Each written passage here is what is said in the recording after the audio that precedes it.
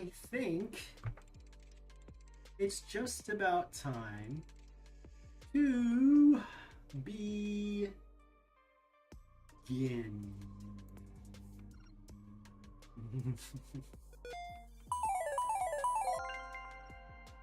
Hello and welcome into today's stream. I'm Professor Bodhi, aka Mr. Bonny John. Thank you so much for joining me today. Chat, I'm going to first start, of course, by saying and acknowledging all of you who've made it here first. We got Justin is in, Armand Blue, welcome in. Hey, for the first time this week, welcome in, Wreck.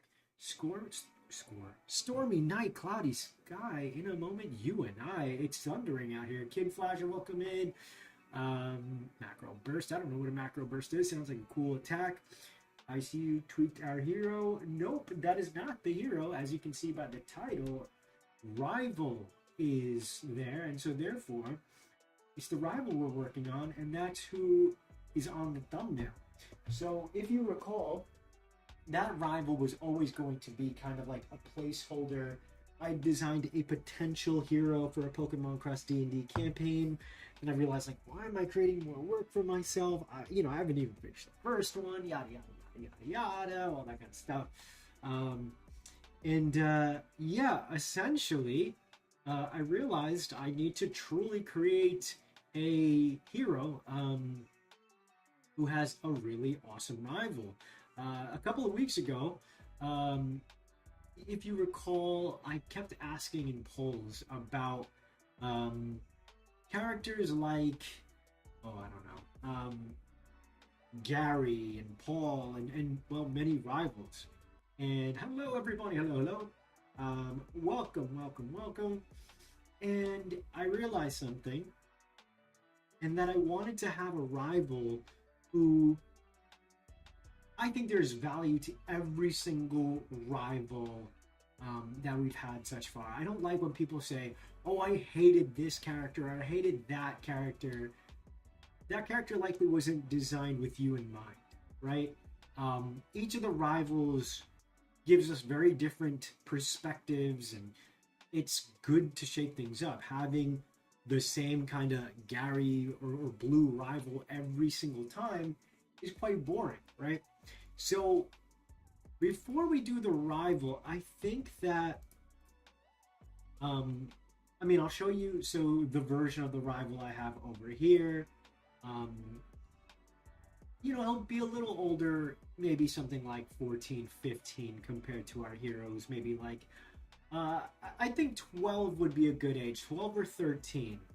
And having a rival that's maybe just a little bit older, when we think of rivals we have in real life, or anyone who kind of is always in reach, but just at arm's length, it might be physically and mentally bigger than you, right? So older, right? So if you're a younger kid and you're playing, you probably have like cousins or, maybe like people in school that, present these obstacles. And I think this character can represent that. Macroburst is a very bad storm. I've never heard of it. What is, as a kid, the Bible child of the potential?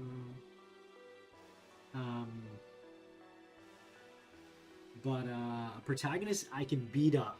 No, you wouldn't be beating him up. He would likely be the type to be able to beat you up first. I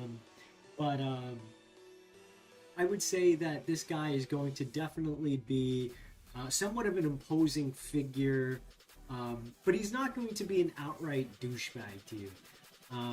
People seem to just love like the Gary archetype where they're just mean, and I try to think about it, and what I'll do is I'm going to go over some of those older polls that I had, and I kind of want to go over your guys' thoughts to more or less how you guys responded to them, right? And I'll probably do more and more kind of reviews for some of these prompts. I'd asked about which was your favorite team, grunts, again, like splitting the teams up so I can get an idea about what kind of evil bad guys I make, and then conversely, same with rivals, which were in several batches. You had the douchebag rivals between Blue, Silver, Gladion, and Bede. And Gladion took the win with a whopping 50% of the vote. 362 votes of the second batch. It was like the kind rivals: Hop, Wally, How, and Marnie. Marnie was close at 30%, but Wally takes it at 39%. And then of the last batch, which was kind of like an in-between, like, I think the most balanced kind of rivals to me, like with Kieran maybe kind of going far in one direction, which I thought was great. It was Barry, Kieran, Hugh, and Nimona, with Nimona taking a whopping 48%. And quite frankly, that makes a ton of sense. Nimona is like well respected and enjoyed by a lot of the characters. She feels like a rival. She's quite present and always challenging you to be your best, and then actually being somewhat of a challenge throughout, which is really good. Hello, Dingus. What's going on? Probably the Snickeray, and well, like I think Wally could have been present in one story. We'd never had the childhood friend turned evil rival yet. Is that true? I mean, I guess that would like kind of. You'd have to find a redemption arc for them, so it's possible, right? But anyway, I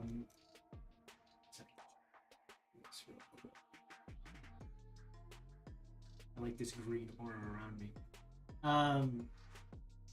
So, I think what I'm going to do before I work on the rival, I think I want to make some progress on the chieftain character. If you recall, the chieftain will be, of course, someone very important in your village. So, obviously, in Pokemon games, like you start in a town where you have,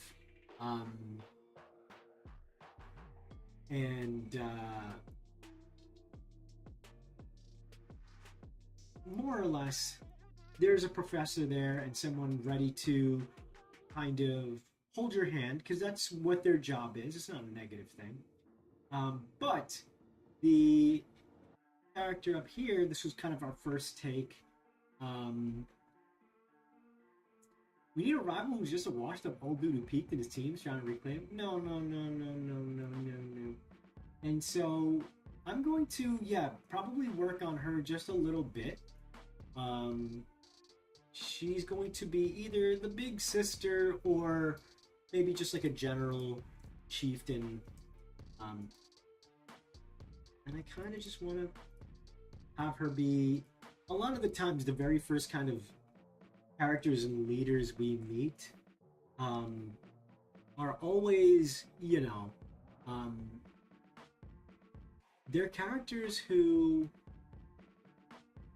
are always older and, I don't want to say necessarily out of touch, but like they're, mostly characters that we can't really relate with when you start the game, right? So having like a younger, hipper, kind of cool, kind of chieftain lady is cool to me. I feel like, you're gonna want to listen to what she says. There could be like some interesting points of contention as well, where, I'd rather have the green. She kind of represents, if basically in a lot of these games you have like a chieftain or someone who, if they kind of represent an obstacle because they're older and out of touch, you'd be more inclined to kind of listen to this lady,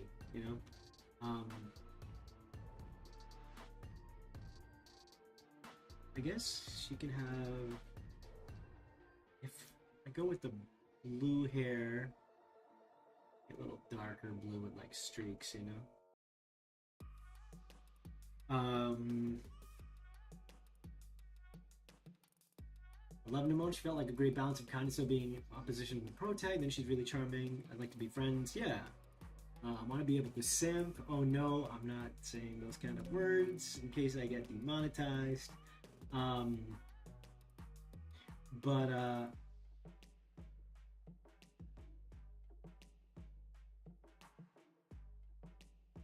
yeah, I don't know what she's going to be exactly yet. I don't even know how the sister talk came to be the first time around. Um, but anyway, I will discuss kind of her design and background and whatnot of how she kind of came to be. And if many times I, discuss this game and the concept of characters and whatnot, um, it's because um, I would say that obviously D&D and fantasy is kind of like the big what's the word, point of like inspiration, right? So if that's the case, uh as I've said, she kind of reminds me, or rather like my intentionality is like she's the barbarian, you know. um I don't know, let's maybe give her long hair down here like this. You sub, welcome in, welcome in. Um, but yeah. Wait. So Justin, don't go throwing around misinformation. I don't know if she's the sister or not yet. So, um,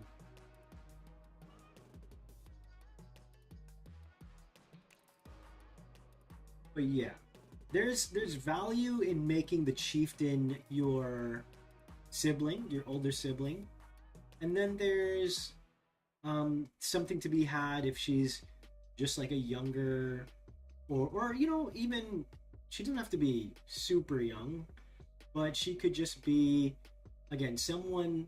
I like the idea of like a chieftain who represents potentially um a new path for the village, right? If POTEMPO is going to be um these kind of entities and characters who are mysteries in the world, I do want the main character's village to be um, that of characters that more or less are fearful of them. I like that quite a bit. What? Let's grab that white from his fit. Yeah. And the reason why is because, and I'm just gonna give her regular boots and not like,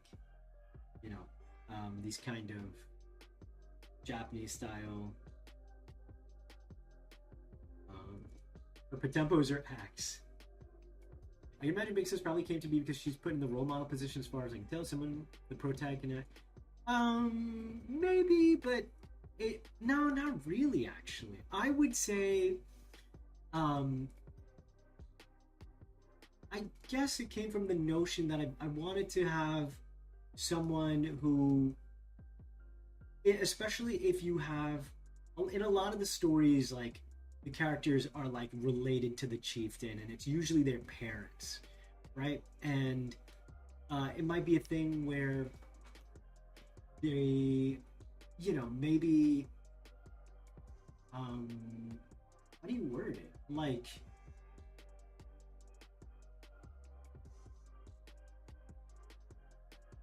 if it's your parent, it's easier to kind of rebel, because like, parents just don't understand type of thing, right?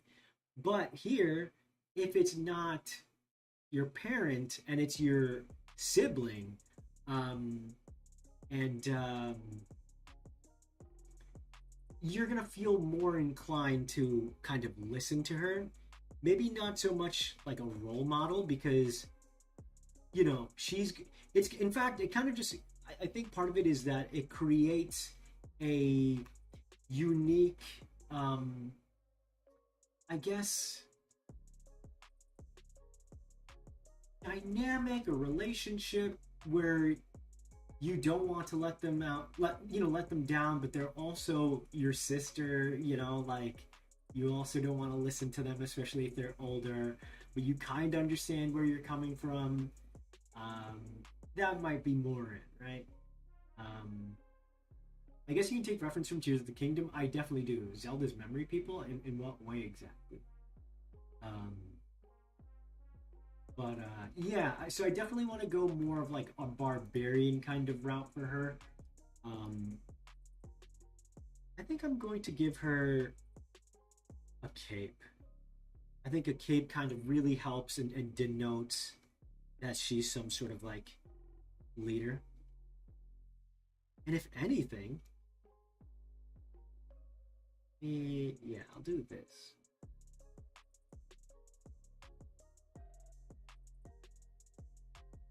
And then once we kind of get her down, then I will probably do the rival. And so, Chad, I was thinking, well, who else could I? Oh, that green and that reddish orange go great. Um,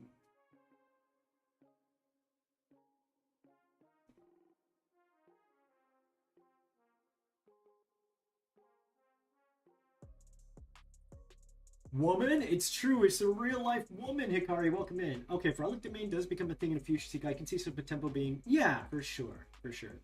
Sibling dynamic conflict between being the same page. Yeah, exactly, and I kind of like that. If the chieftain were their dad, right, and maybe their parents were the chiefs of the village at one point, right?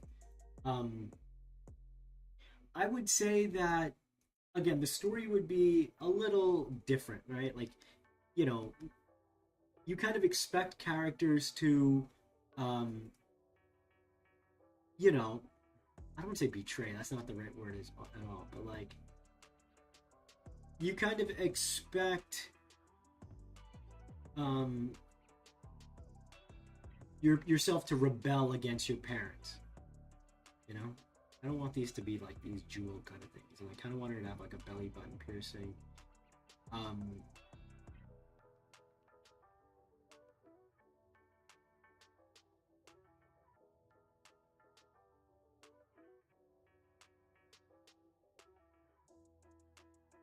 I'll figure out how like the braided hair design will be.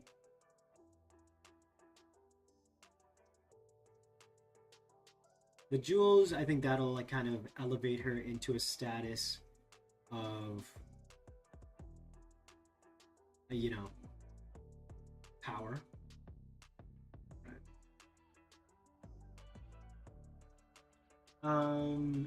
It could also be a mother-son dynamic. It could, but like I was saying, I mean, actually, it couldn't because I think I've been speaking on the fact that like I like the notion that it's a sibling for the reason that the dynamic isn't apparent. Because most stories, if the kid is in relation to a chief or a chieftain, it's usually their parent.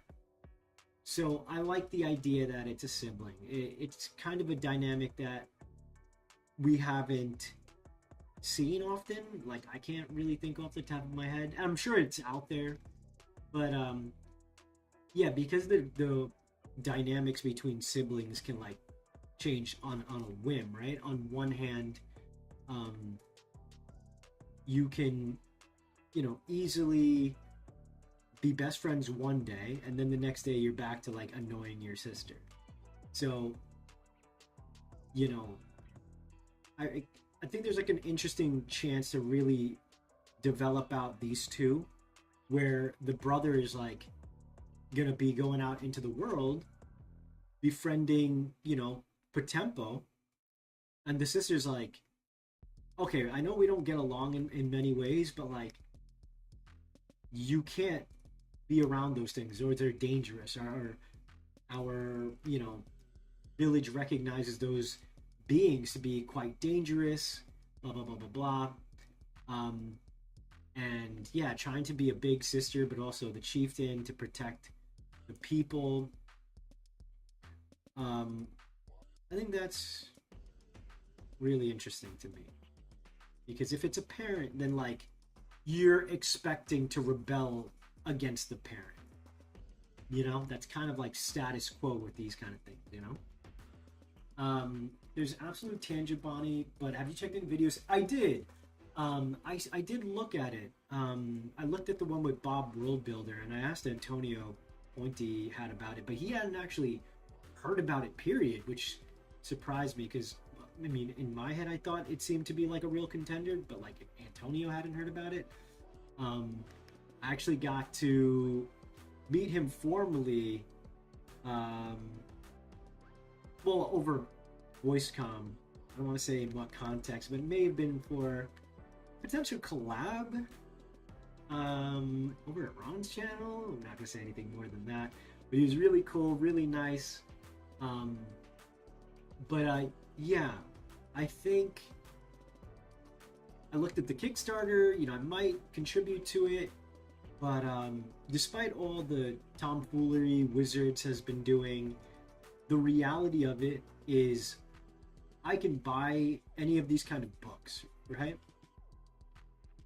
But if my people around me, my players or my DMs, aren't, and I don't want to say willing as if they're being lazy or, you know, but it is hard to like constantly learn new systems. Is it going to be, are we going to be playing the Critical Role thing? Are we doing DC 20? Are we doing something else? It's probably just easier based on conversations I've had with my people, to just stick with D&D. Um, it seems like Wizards of the Coast continues to learn from their mistakes. Does that mean it's going to, you know, be consistent? I don't know. I don't know. I'm not trying to be a nihilist. I don't like being a nihilist. So, someone could say, of course, they're going to keep doing their bullshit. Another person can feverishly, you know, just ride for a corporation. I'll live in the middle and take it day by day. So it definitely looks exactly like the things I want. Like the one D&D I kind of expected, like more of a massive rehaul, which maybe that could come in the form of like 6E. But considering we're getting this big 50th anniversary, also I definitely want to get the alt cover books at some point. It's the 50th anniversary. I'll probably, you know, get, I don't have a player's handbook yet, so it makes sense for me to kind of get the 50th anniversary player's handbook. But yeah, like it's great though. I do like that system so much. It streamlines so much, simplifies everything. A lot of the changes that just make sense. High key, I'm like, yo, Wizard of the Coast, maybe, you know, take a look and see what's going on there. You know, there's still plenty of time for all these things to continue to change, right? Maybe her personality could be a mix of Nani from Lilo and Stitch and Leon from Sword and Shield. Interesting mix. Did Wizards screw up something again? They, not necessarily, but it's this thing where once you get as big as they are, it's like a damned if you do, damned if you don't system, right? Where should I give her the blue hair like this? I quite like that actually. She is very colorful, a very colorful barbarian lady. Let's give her massive arms game. I'm very surprised Pointy Hat hasn't. Yeah, that's what I was thinking about it. Diversity in space is healthy, of course, but it also becomes a problem. I don't want to use that word, but it also becomes harder for, you know, especially people like Antonio and everyone else to be in that space and have to keep up with a million different things. And you know, the thing about, say, things like D&D and whatnot, and even Pokemon and Digimon, look, I myself am doing my own thing. Everyone I've talked to, whenever I say about this, they'll tell me, between PokeTubers and anyone else will be like, I'm also working on my own monster tamer. At some point, there is going to be kind of an oversaturation, and it's just harder and harder to stick out. You're going to go over the things that are more tried and true, and especially if you're a content creator, it's going to be something where, are you going to stick with the tried and true, or are you going to, let's make her pauldrons even bigger, or are you going to really stick with the one thing? So me as a content creator, I'm going to still be creating Pokemon stuff here and there, but it's not something I'm going to live with forever, which is why it brought me to this space.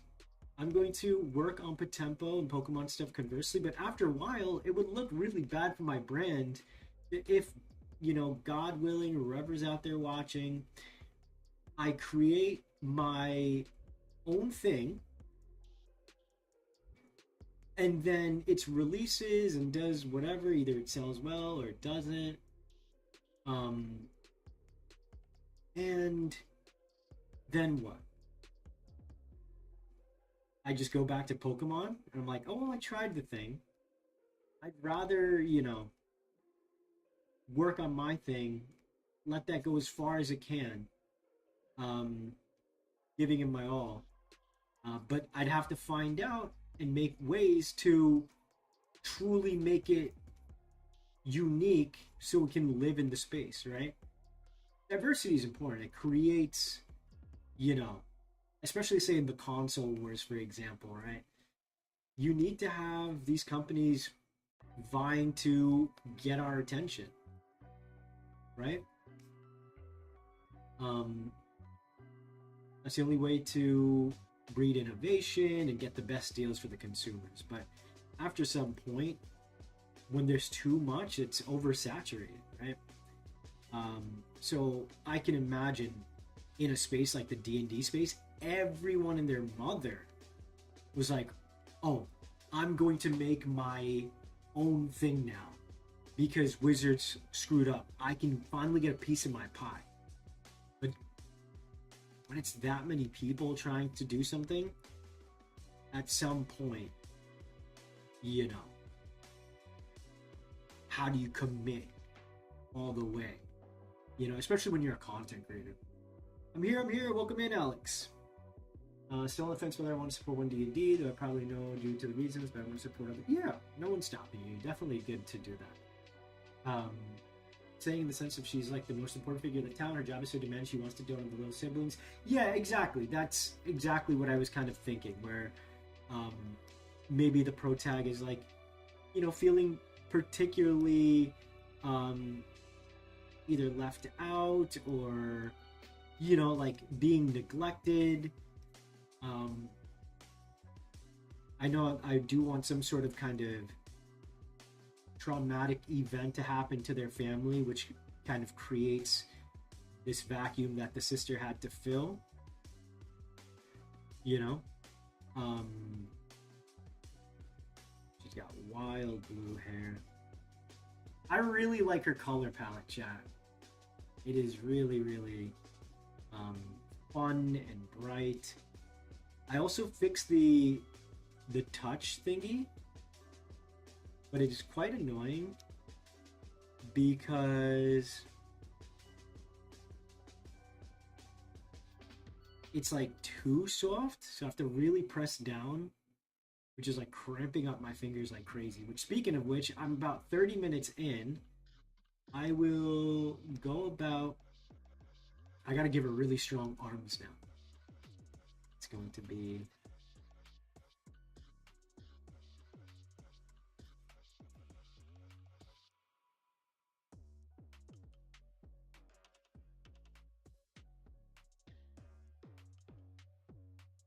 That's going to be what I'm going to do right after this. Let me get the yellow from here. Or you know what? Yeah, I can do the kind of trim right here.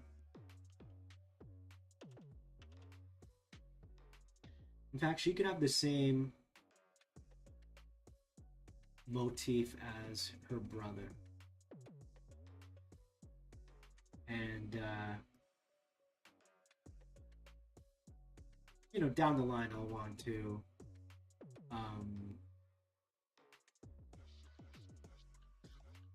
I'll want to really denote what the patterns mean and that they're not just arbitrary kind of shapes,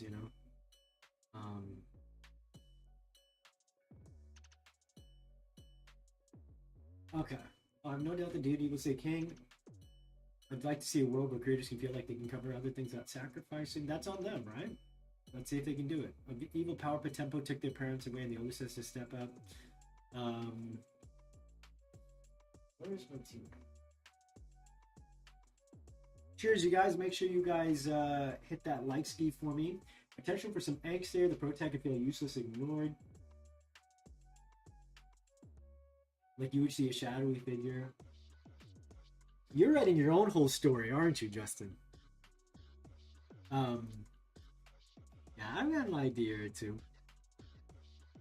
It's just cool to be able to like design these characters, because if you're like writing stories, you know, when I'm writing these D&D stories, for example, um, you can only have so many, I guess you can say, ideas of how the story is going to be, but people collaborate and then, you know, they take it up to a certain level.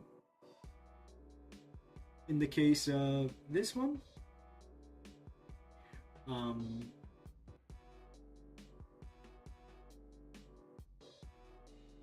I guess when you're in D&D mode, you're writing like any kind of one shot or whatever. You know what? I kind of wanted to have those. Like, this area is really muddled and square. Usually just throw ideas until one fits. You need to have some intent. That's why if you keep kind of throwing it to the wall, you know, it might not be cohesive.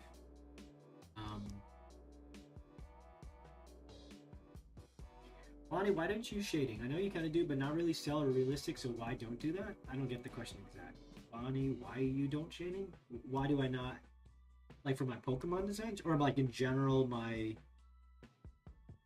If it's for my like YouTube videos, I stopped kind of doing a traditional kind of shading system just because it's like that much more work. Where I can, depending on like say the creature, if they've got like a texture or something, I might shade. For my potempos and stuff, I will do shading, but these are just, you know, general kind of designs, so I don't feel super compelled to, I don't feel, you know, very compelled to, you know, what's the word? Yeah, I'm gonna block out this area.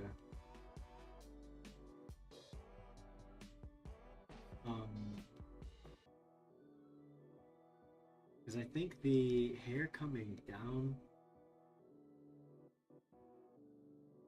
I'm gonna give her like a big bun in the back. That's kind of cool. I'd say. And without going to Googlify the Gungliax. D&D players do that all the time. They always have wild theories. Yeah, yeah. The thing is, so when I've been writing this story, it's a one shot, so I'm like really treating it with, of course, room to collaborate. There's no point. The worst thing any DM could do is act like they're writing a novel and like only their ideas are like valid, you know? At that point, like, no, just write the novel. This is supposed to be a collaborative thing. But with this, you know, I'm just hearing out your guys' ideas.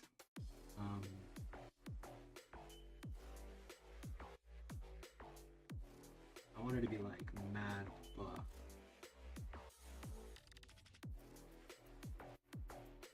She's looking a little clunky, but you know, it's just in general. I mean, it varies, right? Because I can show you many kind of illustrations and stuff that I've done that I shade, but yeah, a lot of times it might be stylistically, right? So I think it would mostly come down to, you know, time. That would probably be the biggest issue as to why. Otherwise, there's plenty of my works that feature shading, you know? It just really depends on kind of like the time and place, what it's for. I recently had done a piece for a zine, for example. There's plenty of shading here in this one. but it's for a different project, right? There's lighting and shading treatment, texture. You can see that kind of stuff here.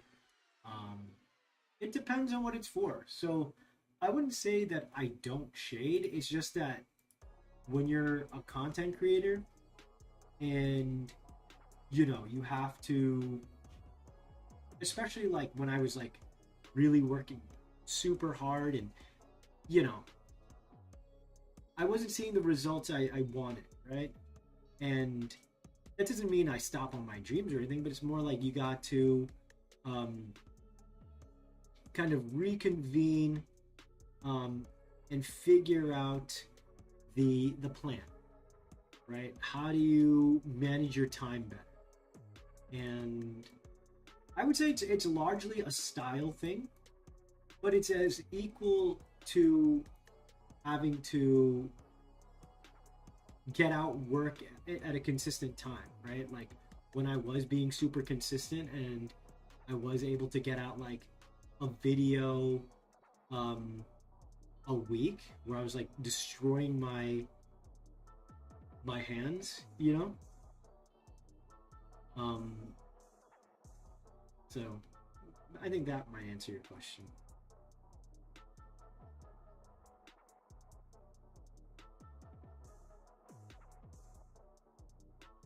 I want to like go bigger and bigger, I feel like.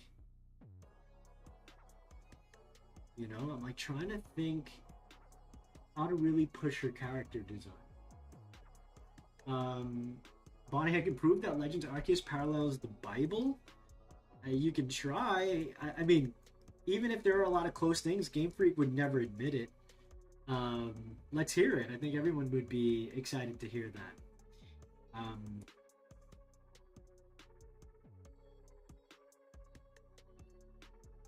Okay.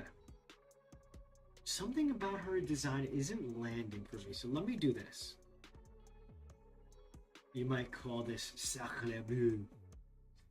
sacrilegious, but I'm gonna kind of put over. I was kind of like working into the lines, right? That I kind of made a while back. So I'm going to more outwardly, I think try drawing again from a point of reference. Um,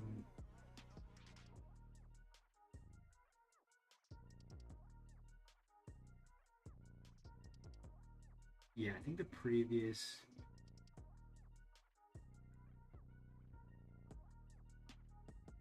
There, people have already pointed out that, for example, the Legends Arceus, or rather, the story of Arceus and Giratina being the renegade Pokemon, the devil that was like kind of cast aside.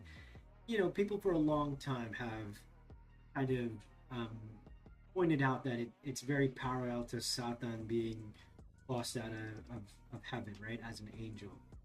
Um, yeah, okay, this is already looking a lot better. Kind of want this just to be like kind of like a wrap.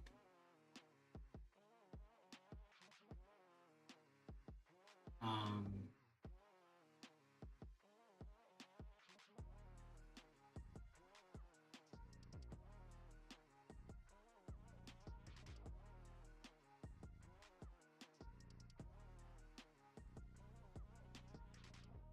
okay, so you know what? Let's do. Yeah, something like that.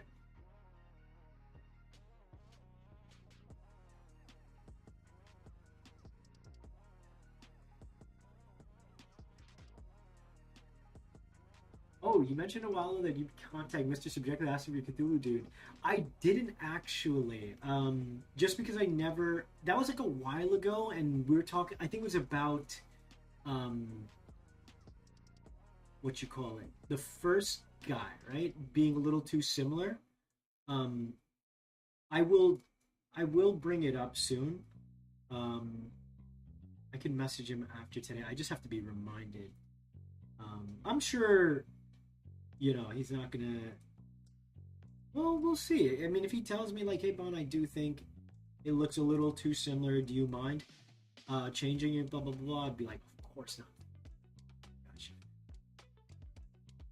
Okay, let's do. Yeah, maybe I will have her hair kind of come down like this. Actually, I'll give it. Yeah, I'll give it to her the one side. Let's have her hair kind of similar to the sibling.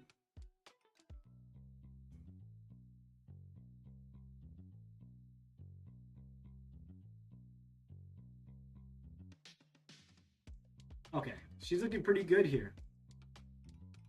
It was, what was the first guy's name again? Malikata.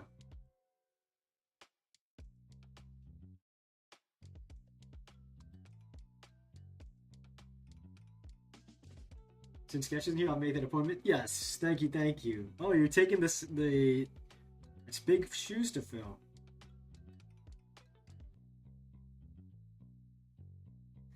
But, speaking of Cthulhu and all that kind of stuff,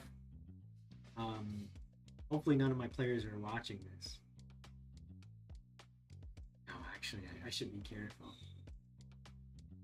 I'll just talk about the writing process and whatnot. I don't think we ever came up with the name I suggested Astrid last stream for who? This character? I think that seems a little kind of basic, right? For like a barbarian type of character. Actually, yeah, I didn't even think of the name for the main kid either. What do you guys think of... I think, look how much stronger this was of a design.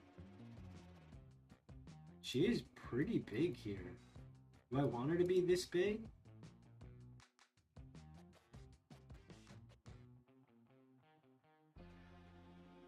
Maybe that seems...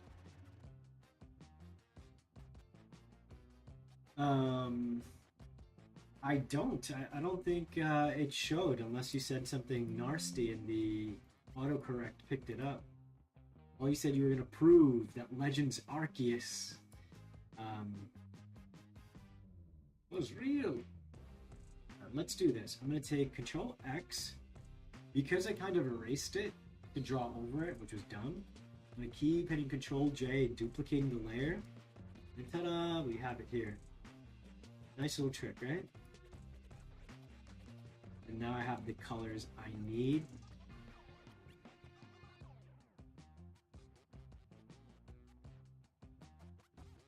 Should be under that. Nope, it's not here. The last thing I thought was I don't think we ever came up with the name I suggested, Astrid. Oh yeah, so she's going to need... I'm going to pluck these colors right out of our pro tag.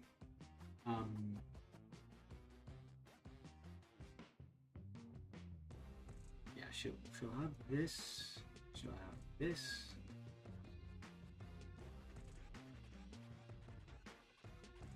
I think the cape really will give her a feeling of a chieftain or something, you know?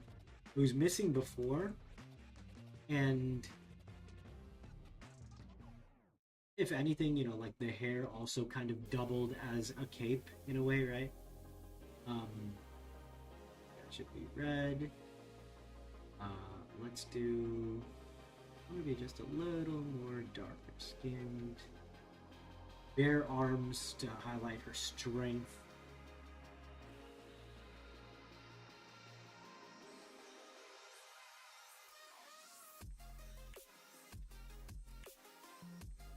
If I gave her like powerlifting shorts, yo.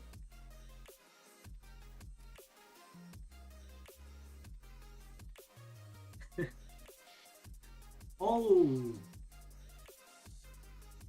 the blue, is that why you said Leon with the cape and like the blue kind of hair? It's kind of got a Leon vibe,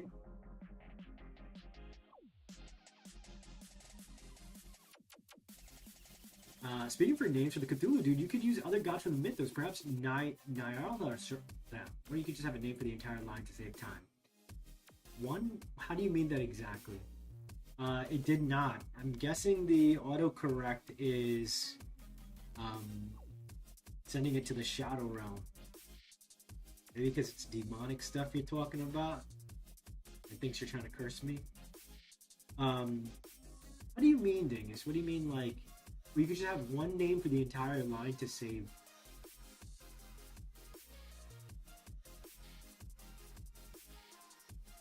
I don't.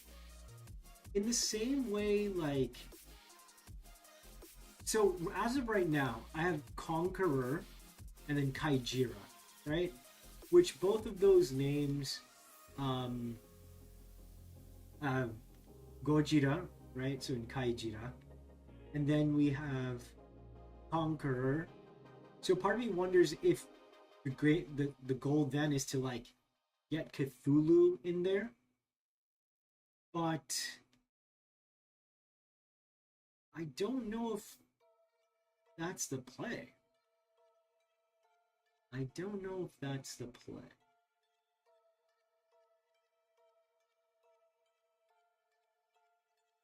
Because they could be based off of them, but I don't necessarily know if I want them to outright be. Like maybe it's like a more generic kind of name.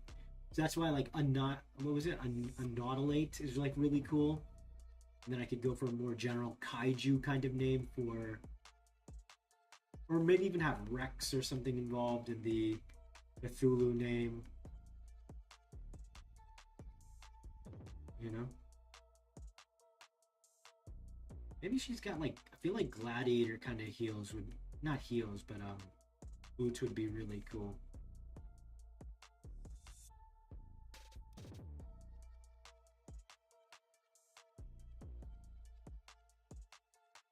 You can send it into Discord if you want.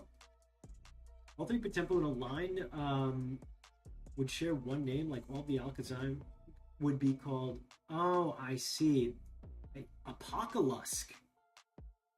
For all three stages of the lines, like you could just use Apocalypse for all three stages of the lines rather than original. So are you insinuating like maybe that they are all one entity but kind of like different versions of one another? Or is it more like Alex is saying, I do like Cthulhu Lord. Cthulhu Lord is pretty cool. Again, if I were going the route of like keeping homage to the original, part of me feels like it'd be more fun to make them my own unique thing, and like the homage is in the design, you know.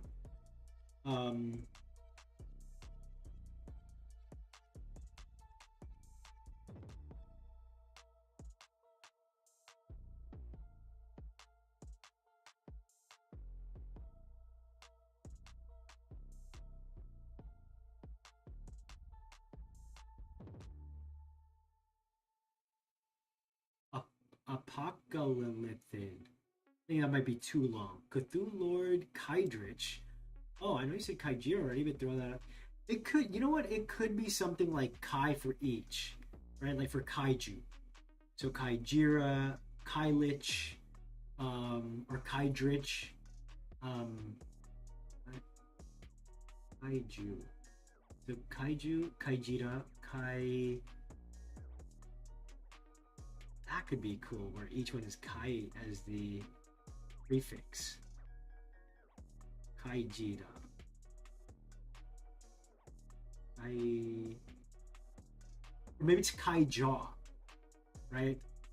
And then each word is like a J kind of thing.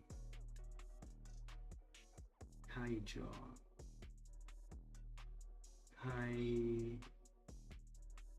Jinx, you know, for like Cthulhu, because he's like doing all sorts of magical shit. And then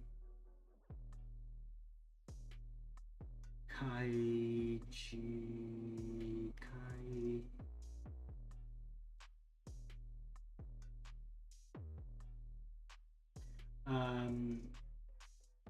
Eldrin?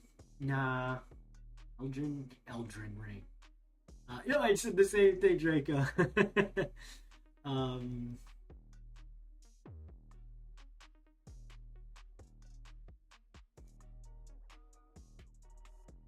not worried too much about the names right now, since I got this. I kind of like the whole ruler motif. Yeah, that's cool too. That's kind of another, like, ideally I do something where it's um it's names based on um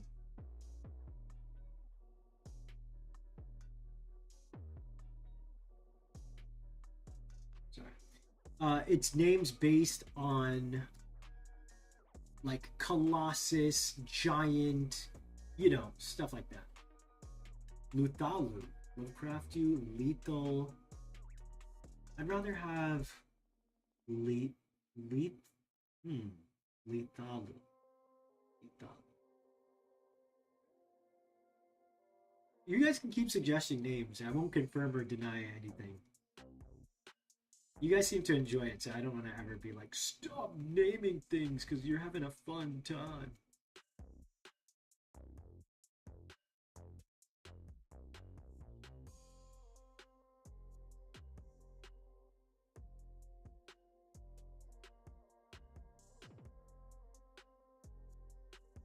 What do we think of the design so far, chat?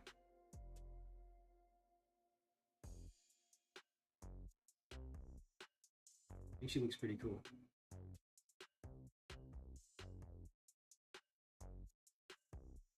I'll try, in the meantime, I'm gonna try to think of naming the main character.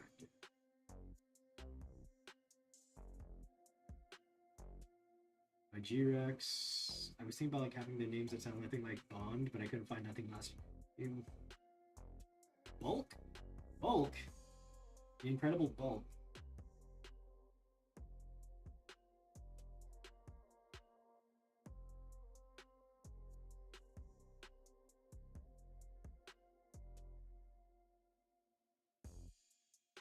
Guys, there's a Bonny village in Elden Ring, the DLC. Like, high key, I really want to play Elden Ring on stream, but I don't. I know like a few of you would be down to watch it, but I think the majority would kind of like tune out. I really, really want to play it, but I'd want to play it on stream so I could like kind of feel like at least it's like work and I don't feel guilty. Yo, she thinks she's Samus Aran or something. Mommy, I mean, not your mom, she's your sister. For now. Mommy, sorry, mommy. I don't know why, I do know why. Guys who think like powerful women, like specifically ones who work out, aren't attractive, are just insecure. But I mean, it's valid if you're not, attracted to something. That's your personal taste. But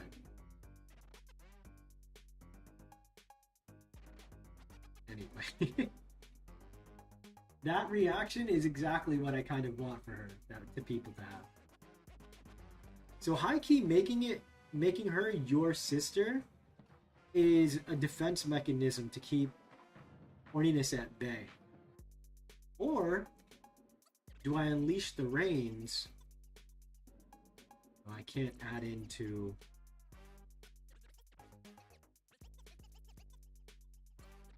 I don't know. We'll see. Still too early to say.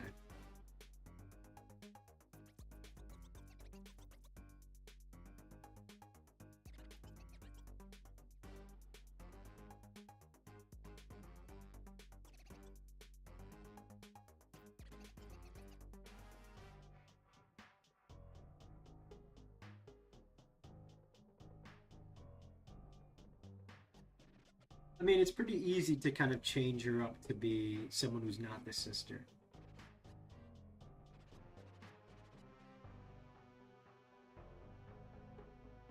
Just change the color, skin tone, hair color, I mean.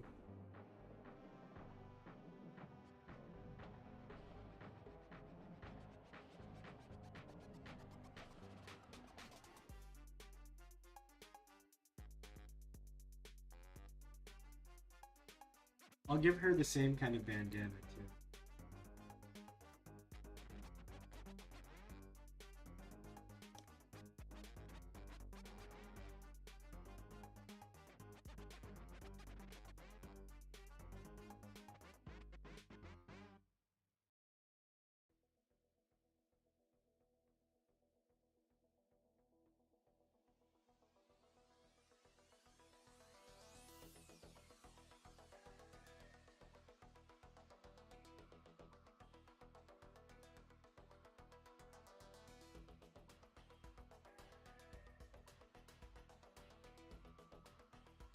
If people can be normal about her, then actually, I'm not even gonna say anything.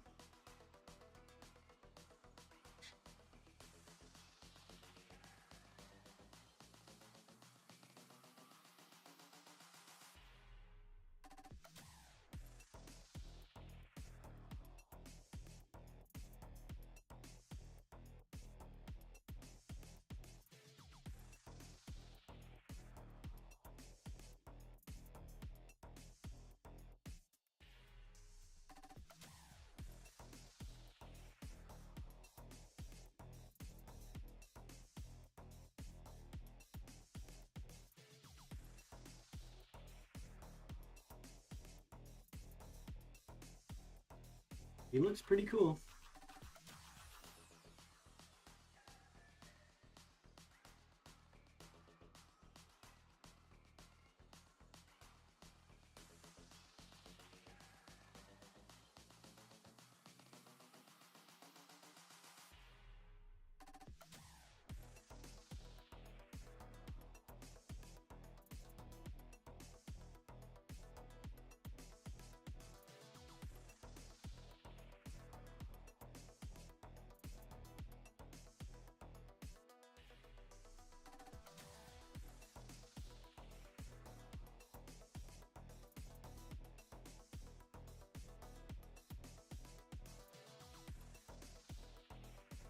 There she is, the village chieftain lady.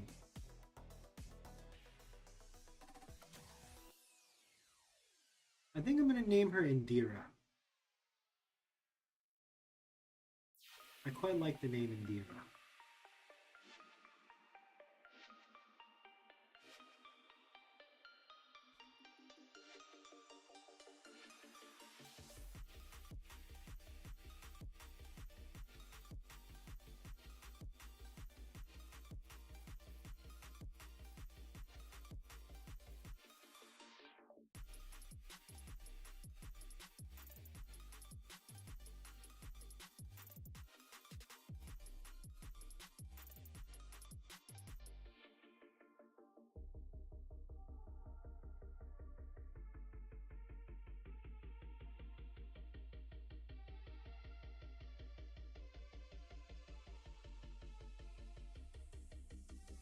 What do you guys think? Bonnie, you should name the characters after the chat, just saying. Um,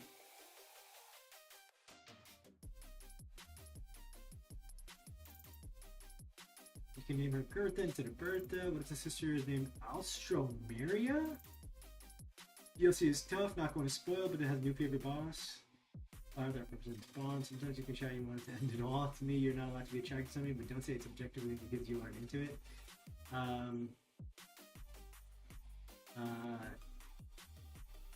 Yeah. So now you should name the characters after the chat. Just saying, what if the bandana was the last thing her dad just gave her after he got taken because the bandana was his? No. She was a POTEMPO diviner trainer. Ooh, diviner. What would her POTEMPO team be? If she were, that's a good question. That's a good way to kind of like figure out, you know,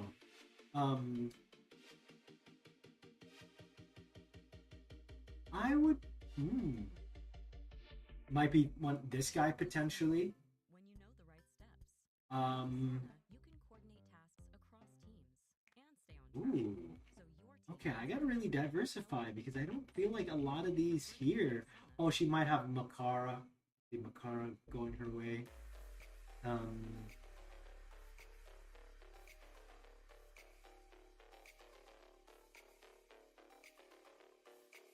Interesting. I might have to design more because the variety for her isn't quite there.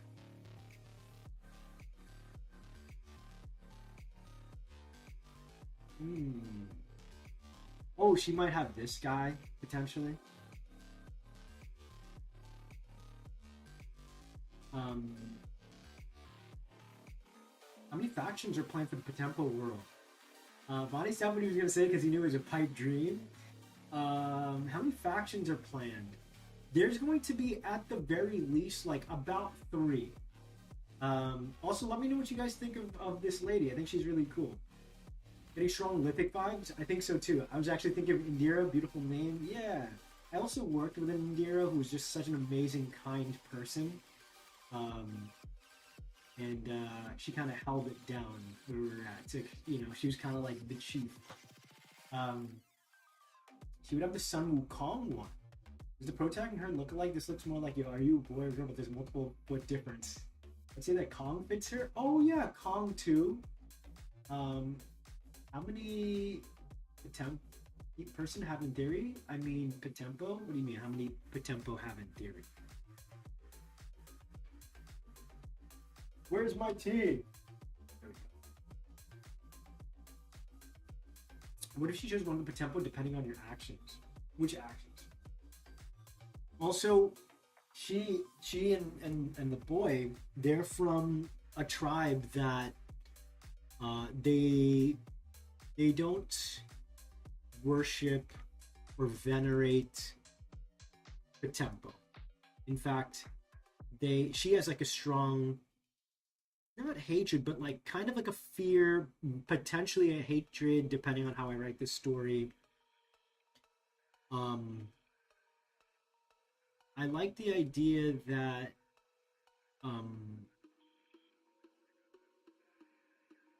kind of want like wood, like ivory tusks sticking out of the gold, like bones,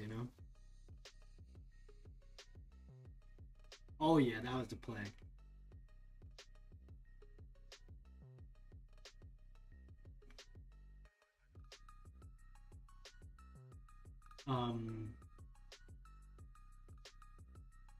I do the red there. I'd like it, but maybe it's orange here. And I'll do orange like down there.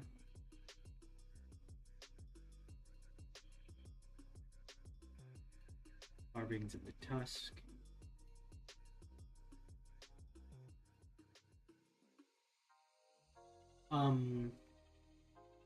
Also, Indian women use something called kajal, which I think you guys would say is like eyeliner. So I'm gonna give her strong kajal.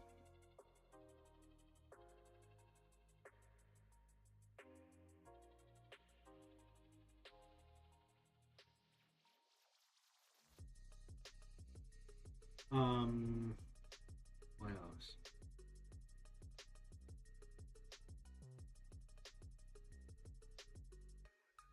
She's gotta look fierce.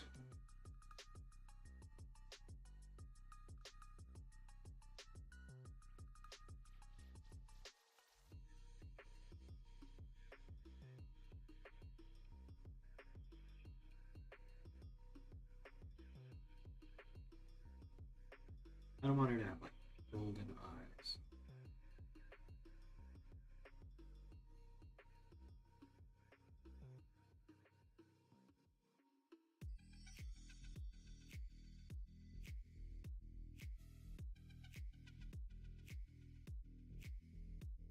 She looks really scary. Maybe she really is business about the POTEMPO. What if she kicks her brother out of the village? Don't do it, sister. Please. He doesn't know better. The POTEMPO aren't as bad as you think they are.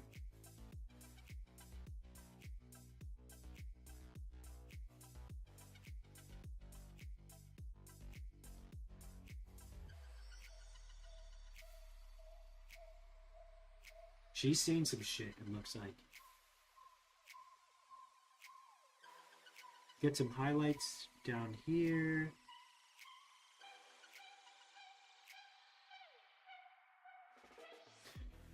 Yeah, buddy, she looks cool.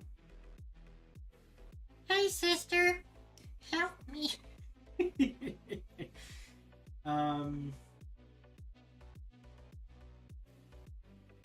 Like, how many can you have with you? I'm thinking 6. Speaking of the POTEMPO, Cockatrice, Basilisk, Cyclops, Medusa, Gorgon, Minto in this roster, or are they in the future sequel? Medusa and Gorgon definitely the next, because I've got a decent number of snakes already. Well, Sesha Naga was supposed to be the snake thing, so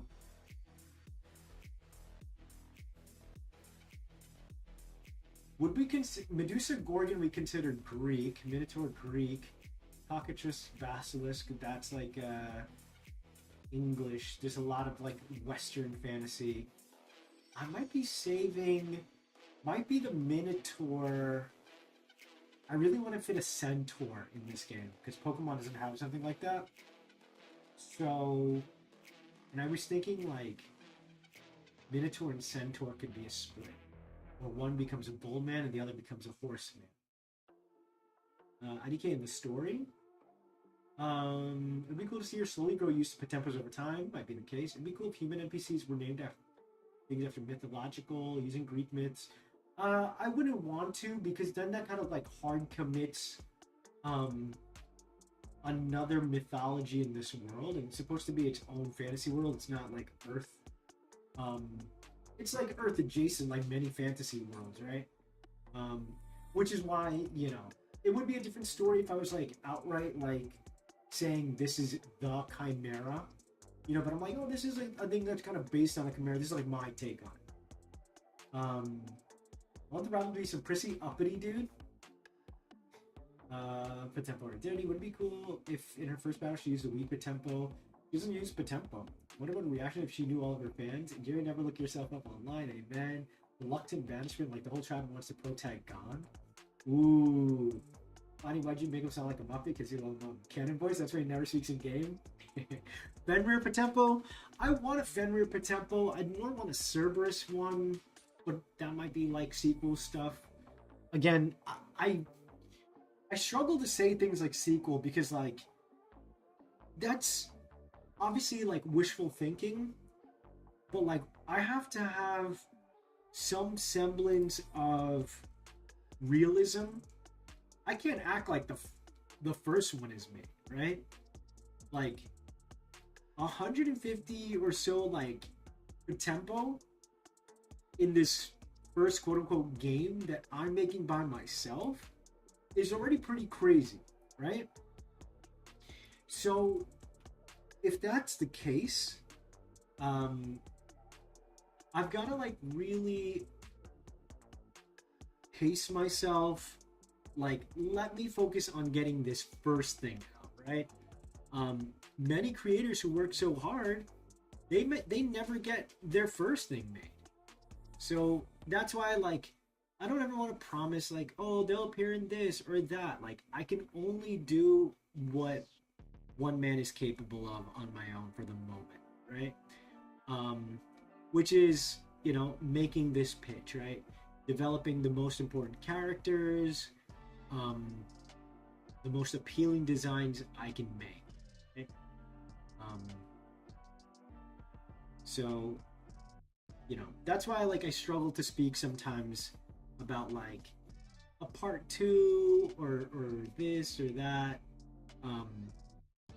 I would love to, but like creating anything is an exhausting, you know, some things that like Cartoon Network might get picked up and then like a show or something might be in the pipeline for like years and then there's a chance it gets canceled, you know. So when anything gets off, like it's really truly a miracle in the industry, right? Movies, video games, it is an insane effort, you know.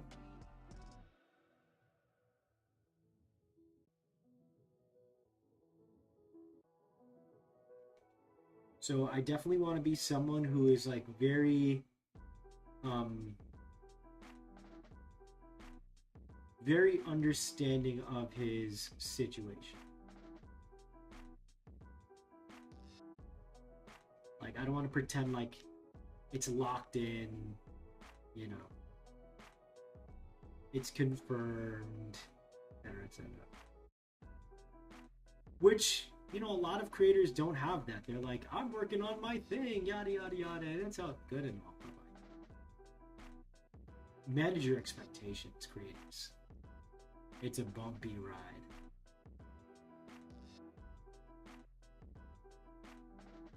Ooh, sorry, I've been drawing her hair and fixing her hair and stuff you guys couldn't even see. My bad. to...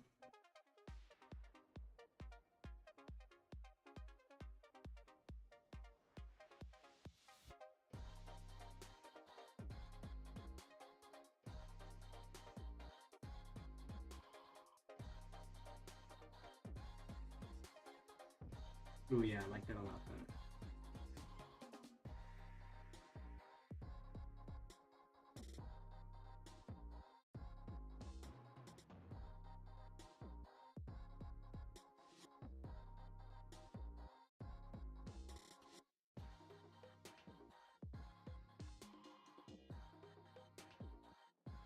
Look at the difference, chat.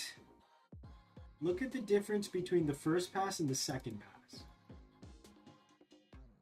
I'll bring him like a little closer size. She may still have an axe, but like I'm not going to design it now. It's just cool to see progress in any shape or form.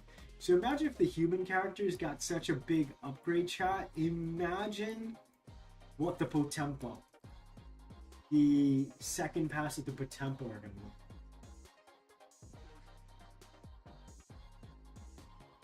You know? So this is for Monster Hunter? Absolutely. Let's see, Nidover, Fenrir. Okay. There are like things I like from the old one too, but like I had to just put down those ideas, right? In this one, I finally think it's like now that I have those, you know, base concepts, I can truly kind of like push forward. Also, back when I was designing these, I didn't really have an idea of what the characters, you know, if I don't know what the monsters are going to look like, how should the humans look like, you know? So now we've kind of like at least got that going.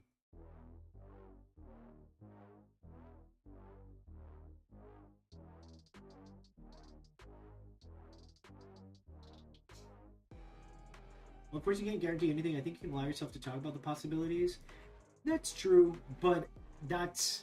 I'm speaking more on teaching others who are creative, like, the reality of it. Like, pie in the sky is a dangerous thing. And if I talk recklessly about it, where I'm like, oh, it's guaranteed, it's this, it's that, other people might think that's the case, you know? It's not that my job to, like, protect people about it, but it's... I can set up my expectation. I'm trying to help set your guys' expectation. Again, it's not like my job per se, but like, you know, still something I can do. So where are the parents? Good question. I have an idea. In the version I'm thinking, they're no longer with us. Just because it's a very tried and true kind of trope for protagonists. Let's be honest, in a very Disney kind of way, they axe the parents often early so as to let the heroes go on their stories, right? Their adventures. So it might be maybe one of the parents is still alive, maybe they're missing, maybe they're just retired. Maybe it's as simple as they're retired. You know? But there's still plenty of ways to figure that out.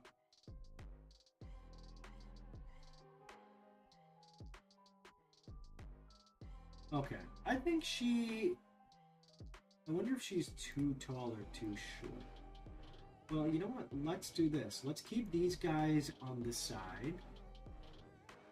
We're an hour and 16 in. I need to stretch my hands because I'm definitely feeling the cramp.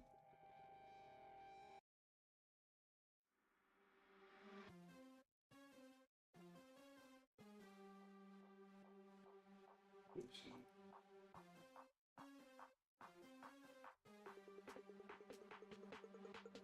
Alright, let's put her there.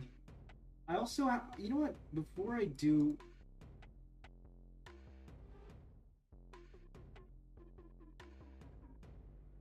I kind of like him at that size, low-key. Because if I make him like the massive guy I expected to, he'll really... Oh, you know what? I think he can be. I quickly changed my own mind. We have our guy here. We're gonna work on him in a second. I think that's like a good size. What I will do is good. I'm gonna hit layer cut. Photoshop. Why are you doing that?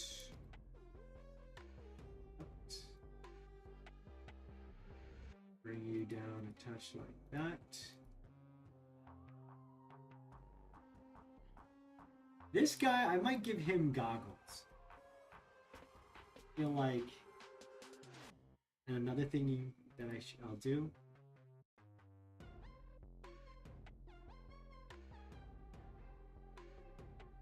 I always tend to, whenever I design, I face them in the direction if they're a good guy or a bad guy. Like, it just kind of helps me visualize them opposing each other in design. Sometimes, you know, I design and then I don't really think about it, but by the time I'm ready to create like a lineup, I'll like consider because for example, I have this guy facing this way, but he's not an antagonist, right? He's a good guy, but so I've set up the design document.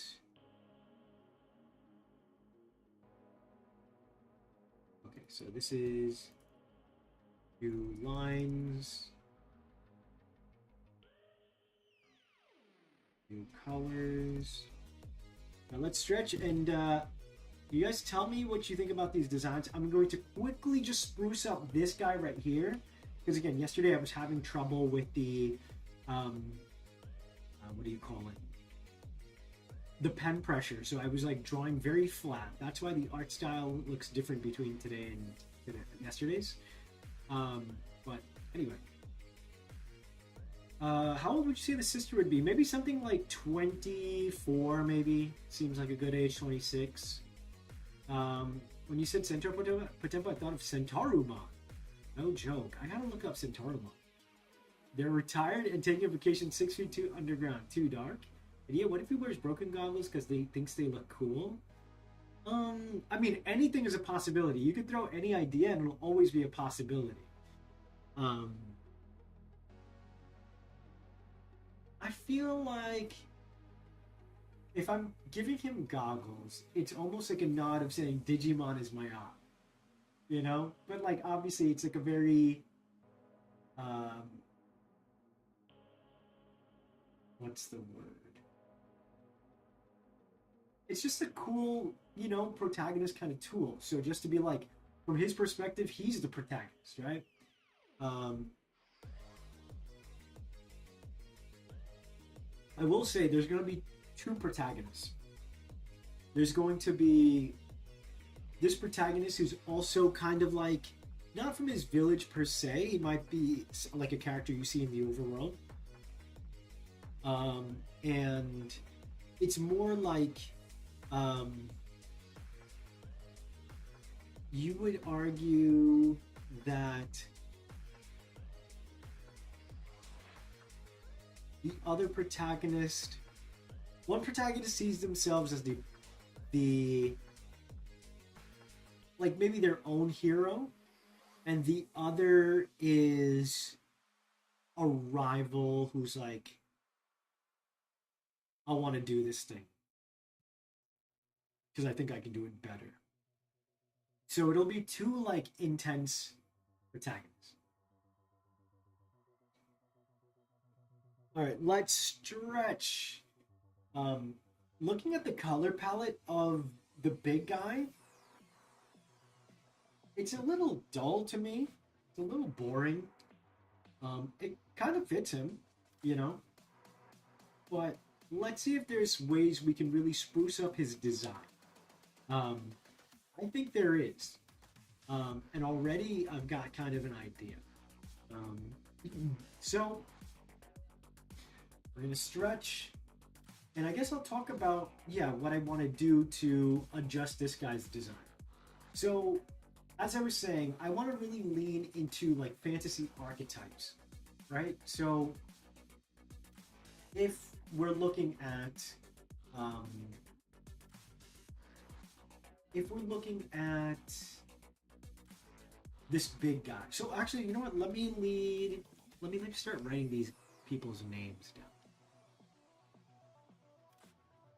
So I'll say Indira. Actually, you know what? Indira is a real name. I'm gonna try and make names that are like kind of like remixes of our real world names. You know? Let's choose a good font. Ooh, look at this. Do we like that?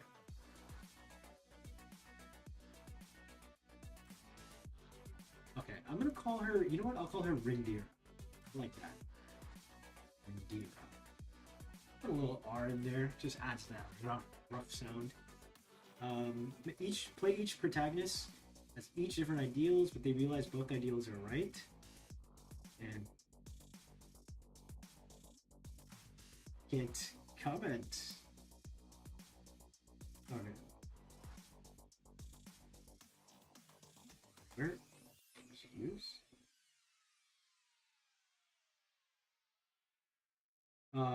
His name is going to be.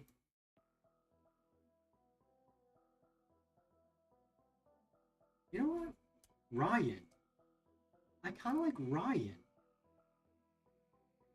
And it's not spelled like a traditional. It's like Raya. If you look up those kind of words in Hinduism, let's look up and see, like Rohit and Aryan in Sanskrit.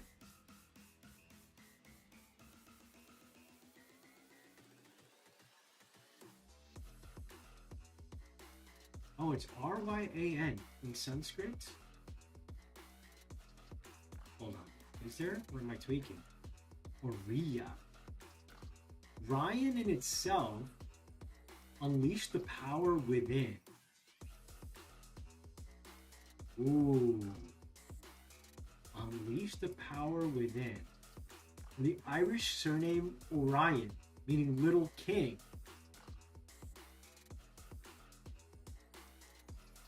Okay, Ryan's World. Sounds like a player versus end situation. Honestly, I was thinking that. It's kind of like black and white, which is Justin's version of the story. Because Justin is just offering ideas. I haven't confirmed, but this will be a game where there are multiple antagonists rival. Ryan, Rindira. Okay, I like Ryan, and that spelling is cool too. Ryan. Maybe it's spelled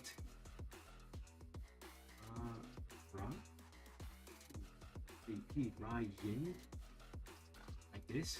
Ryan and Rindira. They definitely seem like siblings, which is cool. Ryan and Rindira. Yeah, Lil King sounds like a rapper name. Nah, that'd be Lil King. Let's do Ryan, Rindira. This guy's name is going to be.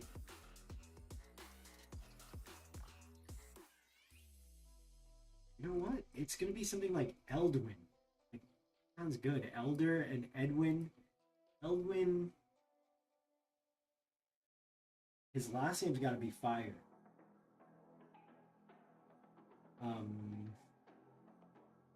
Eldwin.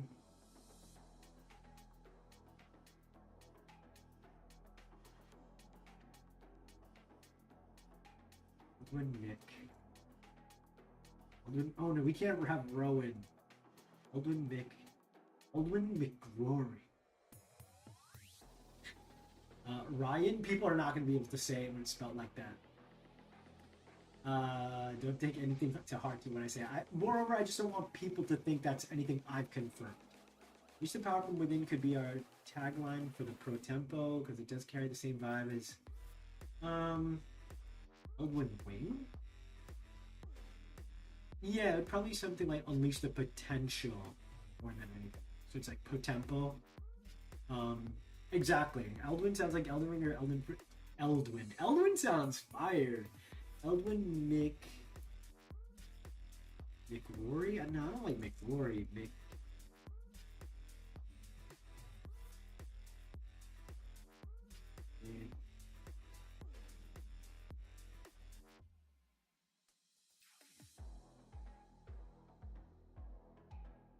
Hmm. What could be cool? It's so silly to think of names, especially live. Like I like to chill and like let names come to me. Ooh, that looks funky. Let me while I'm thinking, Eldwin Mick. Eldwin. I'll look up Gaelic last names.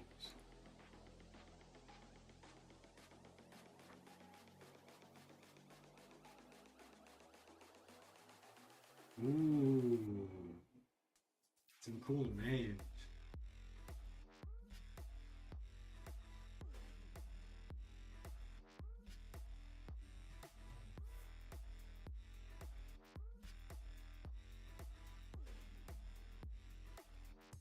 Ooh, Eldwin Mick. This seems right. This seems right. Eldwin McDouglas. The name's Eldwin McDouglas. Nice to meet you there, Ryan. Let me teach you about the wonderful world of POTEMPO. Mick Redwood? Nah, I'm not trying to get like Pokemon names with the trees. Maybe a Jaman. I'm getting Jaman names for some reason. I could see German too. Um, I was just feeling like Gaelic when I was thinking his name. Elvin McDouglas. I feel like that fits. It could be Germanic as well. But I would wanna or would it have to be would I change it? Because McDouglas is our real world kind of name. So maybe the spelling is different, like kind of like Indira's with Rindira. Maybe it's like Mick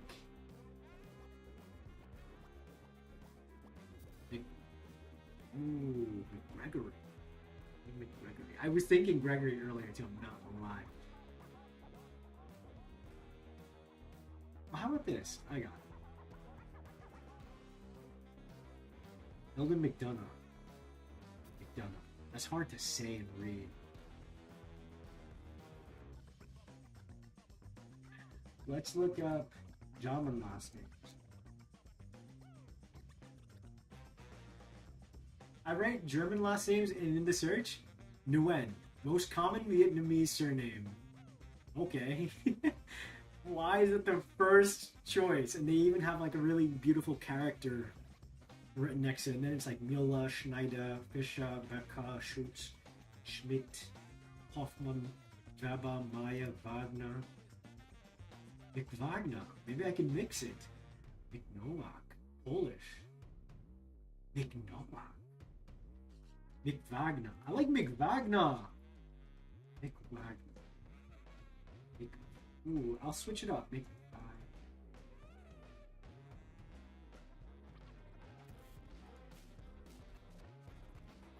Oh, Mick.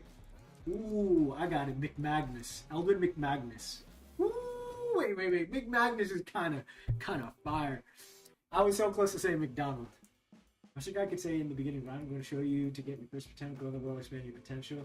Nah, you're thinking too Pokemon-like. It's not going to be like that at all. I got an image in my mind, gang.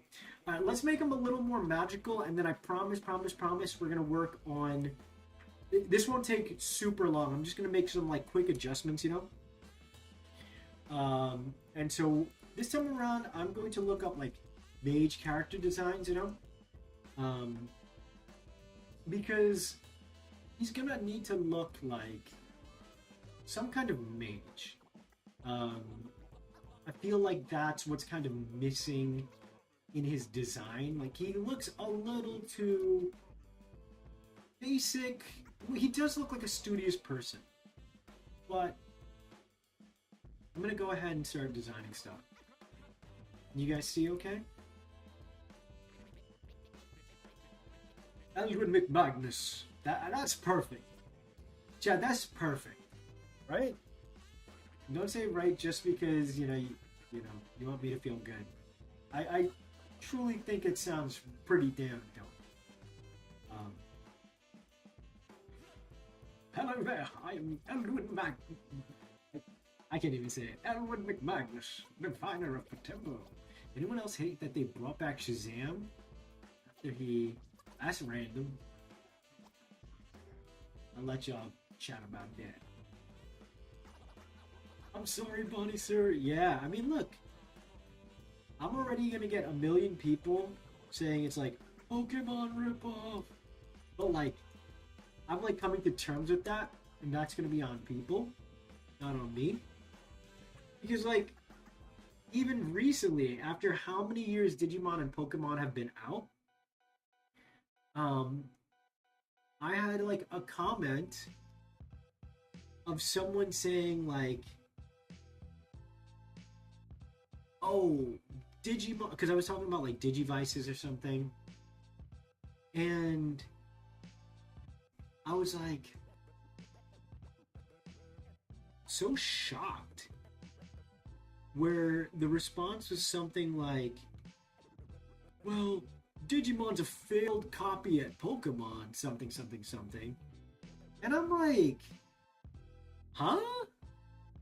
How are people still saying that kind of stuff? You know? It's like really annoying because I love Digimon as much as I love Pokemon for different reasons. They don't have to be copies of one another.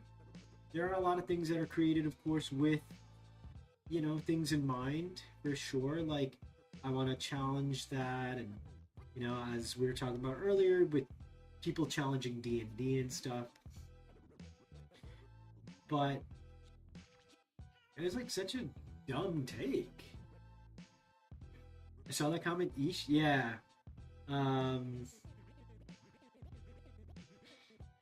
But, better than what I thought of. What did you think of, Bonnie? It was like a really dumb comment to me, where I found that, like, in a way, it kind of like taught me, like, all right, Bonnie, keep your expectation level. Like, you can like say all you want that this is an homage or this or that. People are gonna make their own assumptions, and at the end of the day, that's just the way life is gonna be. You can do your best to, kind of, temper that. And that's all you can really do.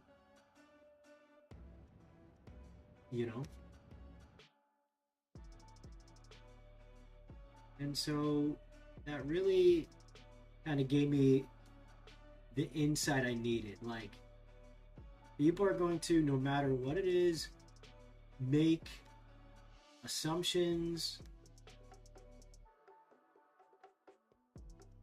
Like, if somehow I was so blessed and lucky that like some big outlet like IGN saw the game and I had like a trailer out and then they posted it, do you think IGN comments are gonna be like, wow, here's a really cool new thing? Hopefully they would. But like, meaning most people are probably gonna say like, what is this Pokemon ripoff or Digimon ripoff or whatever? People are just gonna have their thoughts, right? I love Eldwin. Eldwin is a fire name, right? I didn't type the name. I just thought Odovan Luga. It's kind of a fire name. People love calling things they don't like failures. It's just mad much. Can't be a failed copy, but still exists to this day. Yeah, exactly. Not to mention, I think Digimon came out first anyway. Imagine there's some characters that are very ridiculous. Oh man, trust me, Draco. I want to Johnson Lickerton. I want to do some funny names for sure for like randos, What if Bonnie sponsored Ash Ketchum? Is that a kilt? It's more like a mage's gown or robe, But a kilt would be fire. It would be fire, Do you guys like his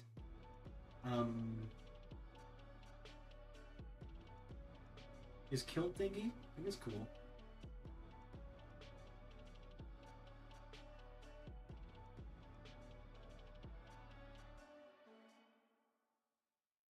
I'm gonna give him these golden kind of bottoms. I also want to do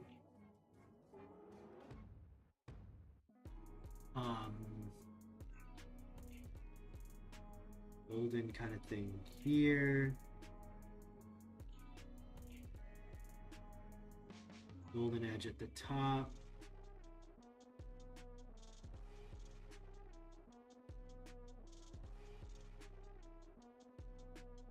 I will also be giving him a very, like, I think I want this wood to be more, I was thinking like a blue, but he's already got so much blue on his outfit. Maybe it's like a white wood, something like this. And then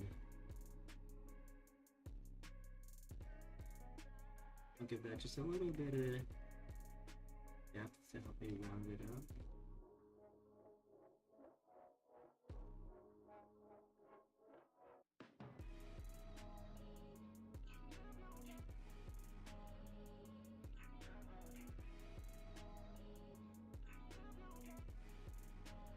Dinglebob Schmidlop!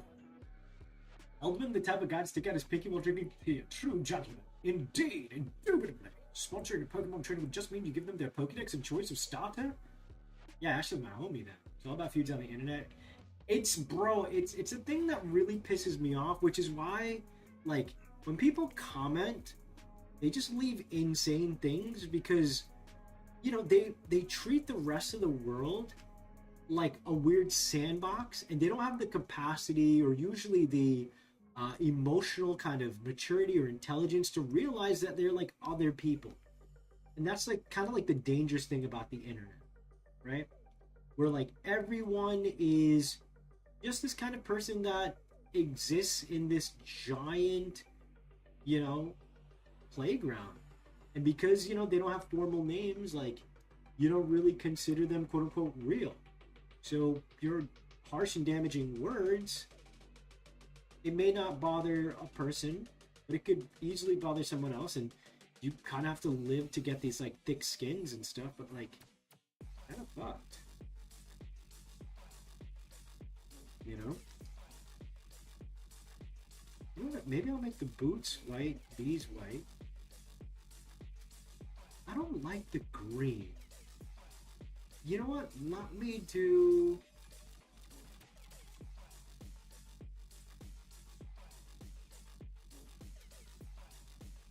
A deep purple seems very, like, royal to me. And then maybe what goes with... I'm not changing the name. Edwin McFlanagan. There has to be a character named Ben Dover. I love it when they make a banger idea, draw the character, and then they have to come up with a name. It's way too fun. You know what? It's like the small things in life, you know? I'm looking at more of these mages. Dare I give him another person a cape? Everyone has capes? I mean, I don't hate that, y'all. I don't hate hashtag everyone has capes. Ooh, wait. I could do a thing where it's this... I don't like the green. But what if it's...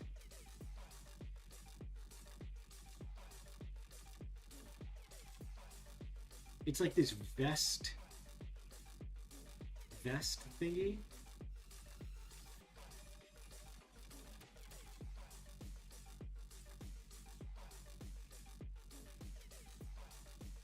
You know, like the green bit?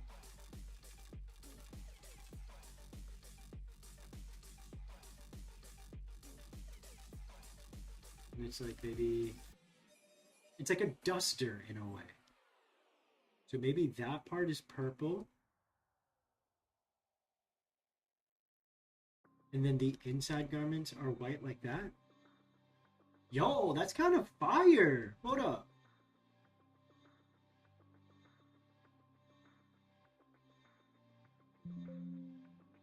Hold up.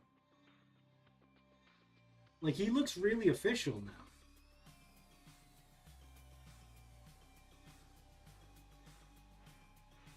Like, he looks kind of like a cleric kind of guy.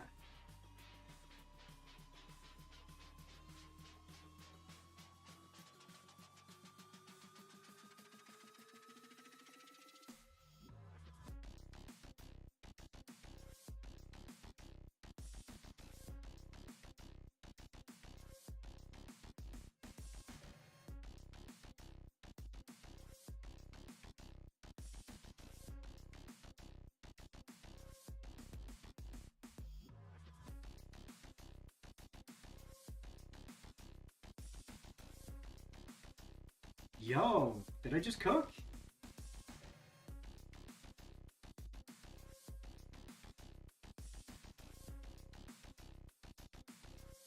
This is what I... So back to the... No caves! Sorry, Edna. I love caves. I think this is the play, chat, where I'm going to make them these kind of like regal clerics kind of things. And then the... Basically, the other faction is going to be the king's like brigade of people. I'll just explain the story.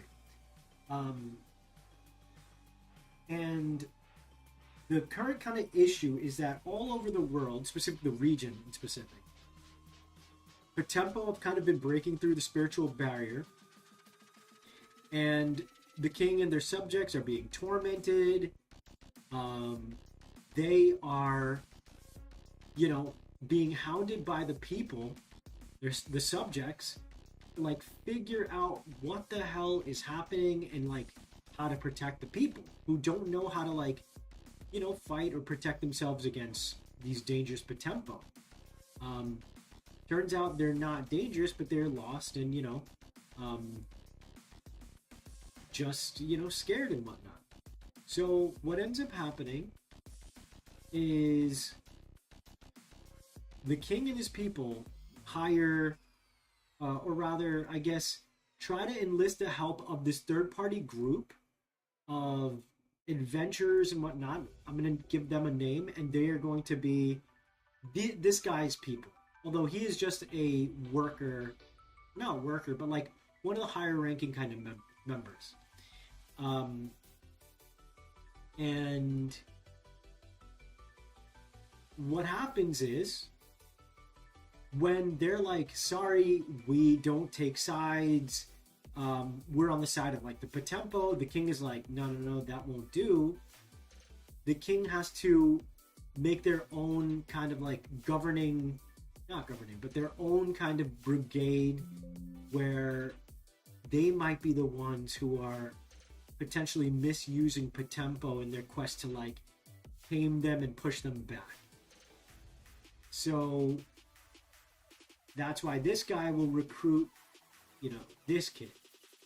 Wow, look at the difference, y'all. Like, he truly looks just so much more... I'm going to give him a more vibrant orange. I want him to have more rosier skin tone.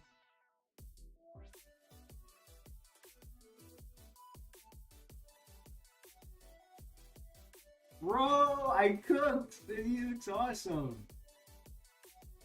I kind of think he should have like a green pack.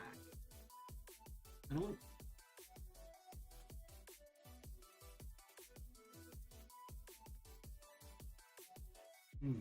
I like the green pack. The green kind of goes well, but the orange and brown is fine. I'm going to desaturate this just a touch so the beard can really pop out. And then I think I'm going to make this just a little more brown. No, you know what? I'll have it like...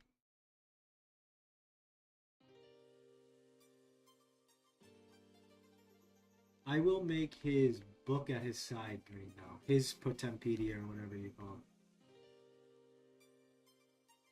And they can be lined with like gold pages or something.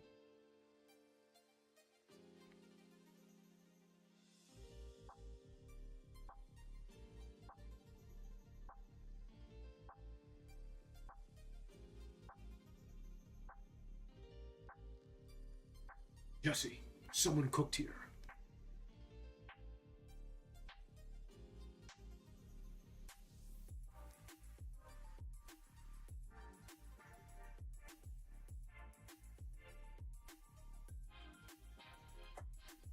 Did I scare you? One of my D&D player rolls up with a character named Denson Quinn. What does that mean? Denson Quinn? Oh, Dancing Queen. Bonnie, how do you feel about the idea of color of the capes as the color of their factions? I don't hate it. But, I mean, naturally, color will dictate which team you're on, you know? I would say it's like I still gotta figure out the colors for each of the factions. Like the tribal colors, like are gonna mostly be the reds and the greens and yellows. This guy, the purple does feel very royal, so I might have to save the purple for the king and his squadron of people. Maybe they're more rustic. So maybe since they are explorer people and they're out in the wilderness and stuff, it'll be browns and greens. Oh, wait a second. Yeah, this brown might look really nice. Because I realized something. The purple does look extremely distinguished, but he looks like he's more like working for the king. That works. I think that works. And if anything, he could be more Spanish robes, whereas maybe the king will have like the white and purple color.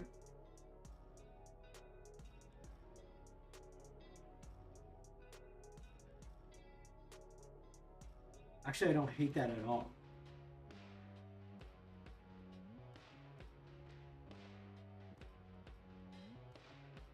So maybe it's like silver accents.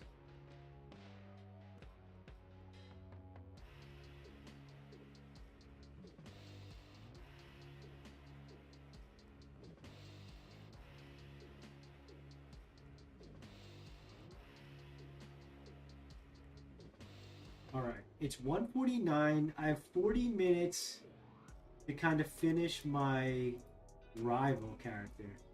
We definitely bumped this design up from yesterday, which is really nice.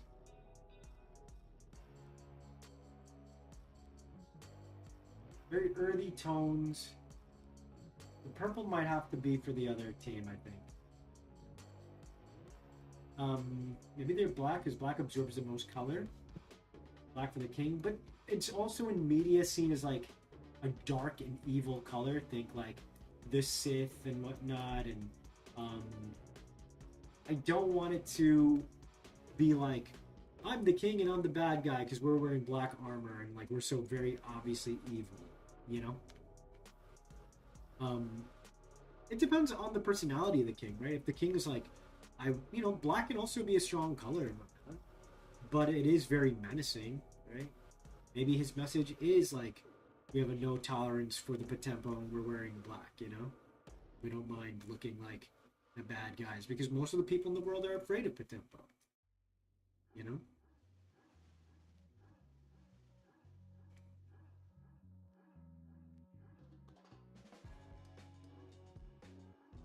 Okay, so there's Edwin McMagnus.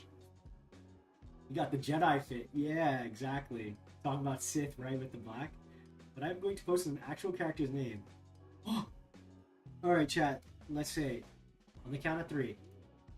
Bree. Wait, I see something close to POTEMPO in the name. Alright, let's read this name together. In 5. In 4. In 3. 2. 1. Inga karkul hakon disnam biani lauga ormo pompos danit aredi is kurani the third. Imagine the 4th, and you're like 5 years old, and you have to write that name for your preschool homework.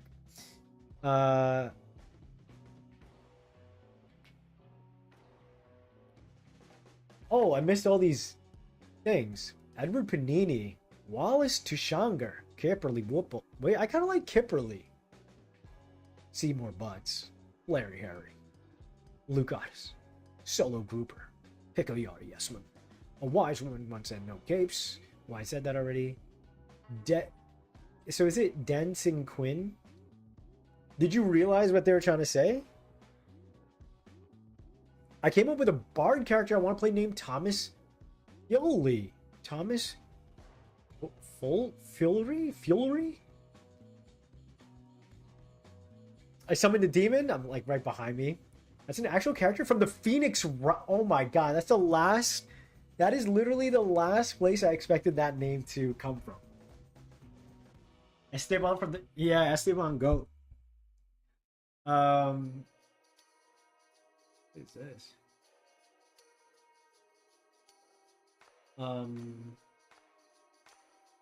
Okay. Chat. What a bump Eldwin got. Right? Holy crap. It is crazy. I really love my characters so much. They're so cute and cool. Foolery. Gotcha. Okay.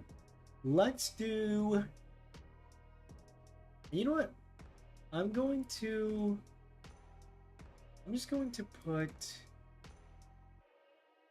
Just like I designed a POTEMPO besides the character. And I'm going to just use different colors. I'm going to put this POTEMPO next to... It'll kind of help.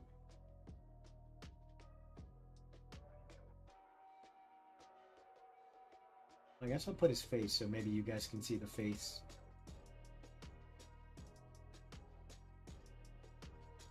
He's cool, right?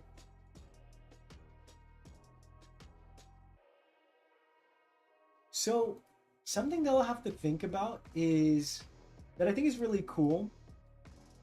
And we've kind of like seen this in a way. Where characters like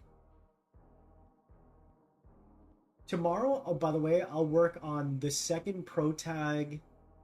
I will work on like a general like grunt version of that character, of like the King's team, and maybe like a grunt character from Eldwin's team. Okay, so that's a Dancing Queen. Now to design it, name the rival. Throw some purple in there for royalty. Probably for the bad guy, right? Well, this guy will be the royalty one. I'll design like the royalty guys tomorrow. This guy will be more like kind of like a general person who lives in the world. Not the same village as this guy, because again, their village doesn't necessarily... I would say Ryan's village... Wow, it feels really good to give him a name. Bowser Blastoise Bixie. Oh, Aunt Tagoness. I've never heard that one. That's pretty good. I would say that Ryan's village truly kind of like fear and despise the POTEMPO. That feels like the right play. To have the player character come from a place that like would shun him for it. It would create tension for the story, right? So this guy, he might come from a village, and I would say most people are afraid. But, you know, he kind of like, in the way that like maybe Ryan may have hesitated, this guy, he probably has a really good connection. And the cool part is, there's something really nice about the conversation. I believe his name is Cyrus, right? Like the big bad from like Diamond and Pearl, where he has a Crobat on his team, and he's like this evil guy, but Golbat evolves with friendship. So it's kind of like, oh, he's a bad guy, but at the end of the day, he's kind to his Pokemon. And that gives you depth, right? And I think that's the case here too. Like this guy might be kind of kind of rude or like forward or whatever it is, however I design him. But he'll always still love his partners, you know? You made that one up? Nice. All right, let us begin. Bad guy. You know what? Actually, first things first. Oh, crap. I only have like 30 minutes, so I'll quickly... Nah, you know what? I'll just kind of go into it. I was going to do this whole thing where I'm like looking up... I think Cyrus just treats his Crobat like a coworker. See, why I disagree with your statement is you go, and somehow that triggered the evolution. Pokemon is very much never in a somehow. It's more like it needs to hit a requirement. So if the only other way would mean he stole it from somebody else, which is possible, but I think for the sake of story and character development, I can easily and appreciate the detail that, yeah, he's a bad guy, but he doesn't think he's a bad guy. You know, he could still love his Pokemon. You don't automatically be evil. There be at least one person besides the player that likes POTEMPO in the village, like someone who encourages the protag not to hate them like the rest of his family. There might be. I think more than anything, if a lot of the people hate them, it's probably the older generation, and maybe like a newer generation of people are hesitant. But I would say it's more so that like the people kind of see POTEMPO as something to be afraid of more than anything. This villainy. Yeah, I guess that works too. All right, let me go ahead and start designing. I'm gonna try and give him a name while I'm illustrating. Ryan is like to me a strong kind of name, so I'd equally like something like that, you know.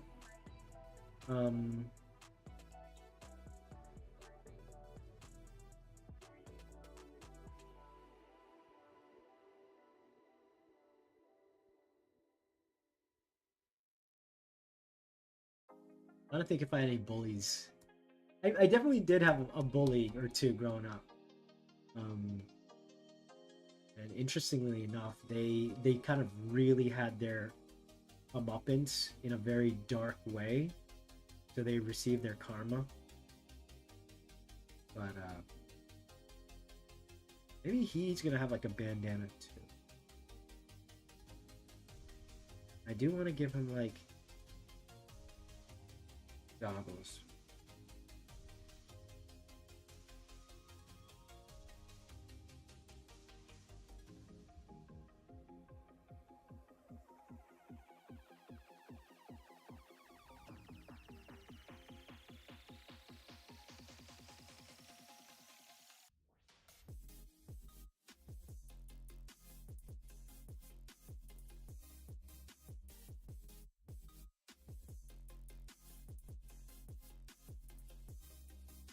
Ikea, I kind of want to give him red hair, but like blue and red hair seems like a little on the nose, you know? Misdemeanor. It would have to be DEE, I guess. Stockholm Syndrome? Huh? A lot of Pokemon bad guys in the animes have Crobat, I've noticed. Is that true? Okay, how do I... Again, I'm gonna have to like figure out a look feel of how a lot of like in my old take for this guy's design, he was very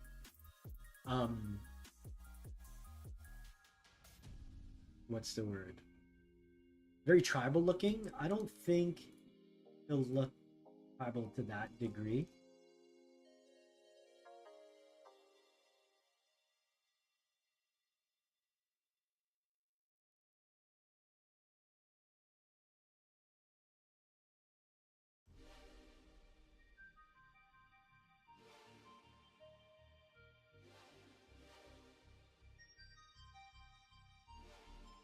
Monster Hunter Stories. I haven't. I would love to, but alas, I have not. I'm excited for the new Monster Hunter.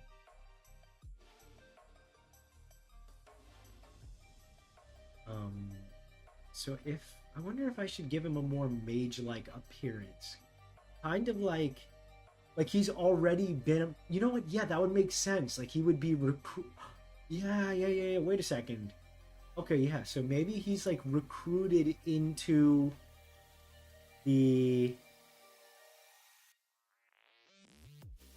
into the faction that Eldwin's from. That would actually really make sense.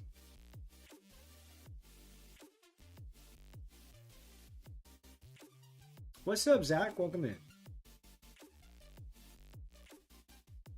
Finally, actually, you came at a good time because we're working on the protagonist right now. Or, sorry, the rival. I also had a very pedantic user in one of the polls a while ago who was trying to argue that the characters who are considered rivals aren't rivals but merely antagonists, and it's kind of like they could be both. You know? It doesn't have to be one or the other type of thing. You know? There are hundreds of monster stories, but they treat writers, the main occupation of these games, like second-class trash. Both of them argue what best to do with monsters. Writers like your pacifist class, where they want to bond with the monsters, but they only attack them if they are actually doing something bad. Also, they steal eggs. Or should we start on the Topdar? We're going to be... Oh, man, trust. I'm feeding y'all A-grade steak. That's got to be the highest steak, right? Oh, I'll just say Wagyu, right? So, I kind of want to give them a look that, again, like... kind of like evolves the look of like ancient peoples who they're like in a way like the modern day traditionalists, you know, like they study like what the old people used to, how they treated POTEMPO and whatnot. A lot of it's lost to time, and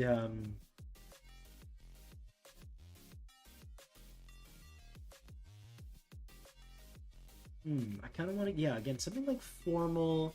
And I think the look I kind of want, it'll be like for the other character who's like more on the King's team, like the Brigade team, he'll be more of this, or she'll be, there you go, like more of like a knight kind of looking person, while these guys are more like mages. You could be a fantasy name, absolutely. Personally, depending on the role, their rival can be a secondary practice. Yeah, that's... Honestly, that's kind of what I'm like picturing this guy to kind of be like. Ugu. Careful with that one.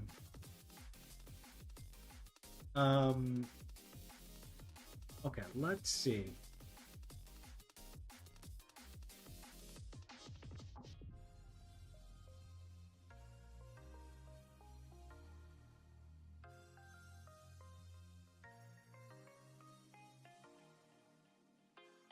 Or, you know what, depending on how they look, they might... This guy's looking kind of knight-like.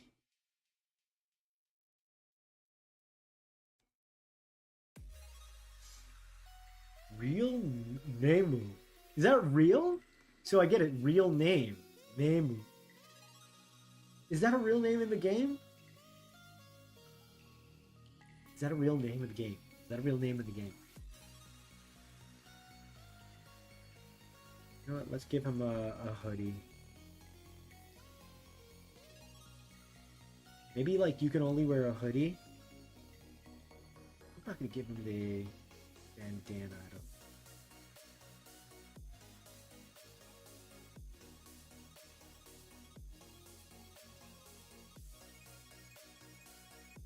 Yeah, maybe you can only wear the... Well, no, like, again, if you're an explorer type of person, it would make sense for you to...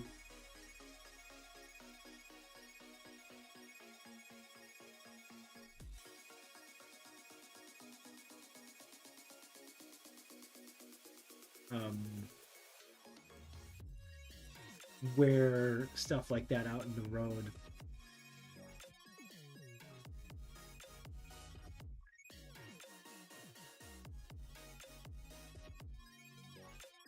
Maybe they'll have...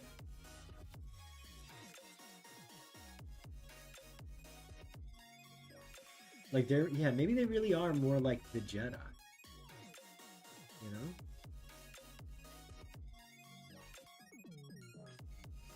I love gaslighting. Would you be mad if we designed ourselves if we were in POTEMPO? Why? No, I would never be mad at that. Are you crazy? Why would I be mad at that? I could never be mad at that.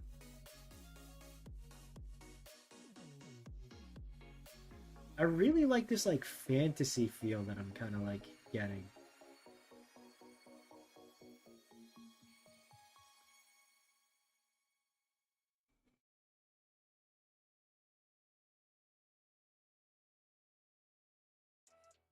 I mean, I guess that's the whole point.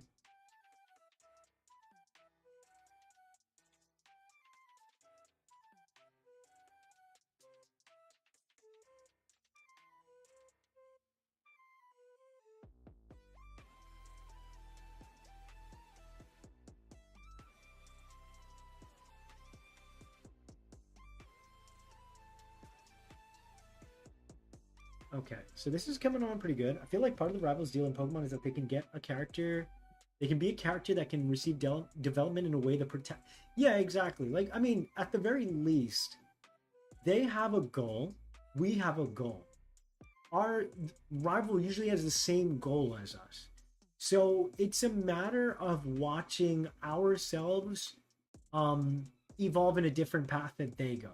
And usually they go in a darker path for us to learn after their mistakes. That's how it usually goes, right? Much like the Protect Fit, it feels a bit too modern. Yeah, but you know what it is? There's still plenty of like time to kind of alter and fix things. I'll probably be going back and like altering him just a little bit, but I also have plenty of room to make this bit more modern as well, you know?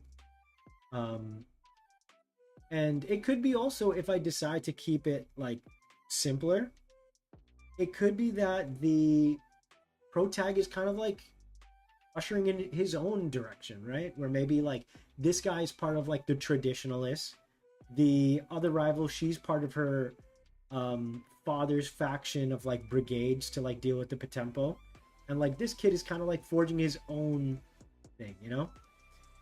He might have like some parts of like, you know, this group's look feel at some point, you know, if I figure out that look, whatever it is. But still looking, right? I need to work drawing myself in POTEMPO. The only thing is I would only wait just because I don't have like a true reference point of what anyone should look like in POTEMPO, you know? I don't have it quite figured, so but yeah, I mean, if you want to just explore for yourself for fun, and then maybe at a later date where I'm like, all right, POTEMPO trainers look like this, then, you know, you could do that. He's not modern, he's tribal casual. Hell yeah.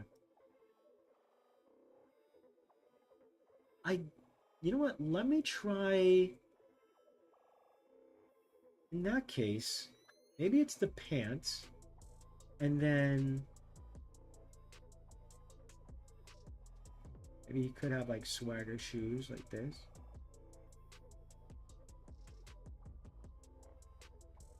And then maybe they have like similar like vests, you know?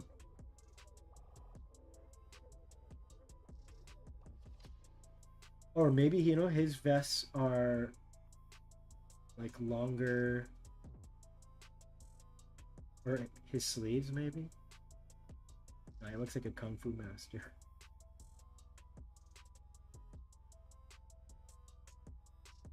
Like Riku, I think he has his own vest looking kind of thing, but he still looks different from Sora, right? Yeah, let's try a version where maybe they do have similar fits. There could be, you know, some differences. Like maybe this guy's like more like armor or something. Maybe this guy has a cape. You know, so like he still kind of looks similar.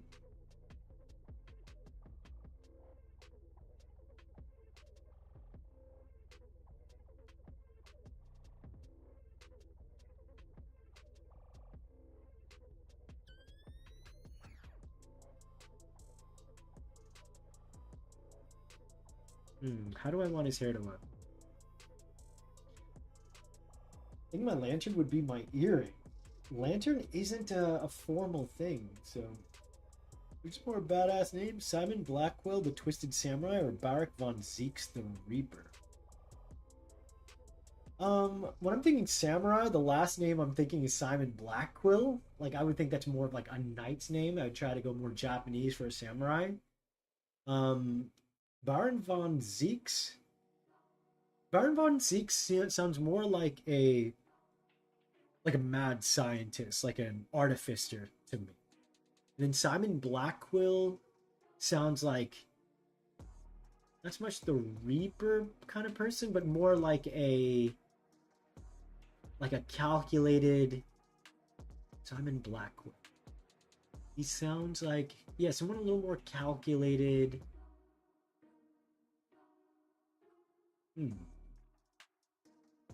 don't know. How do you do tribal casual? Tribal casual.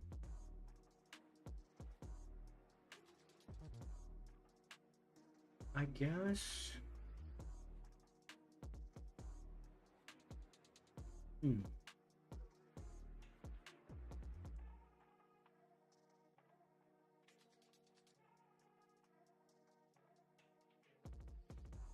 I like that he's got like the baggy fit. Well, maybe his thing is like his sleeves are kind of torn.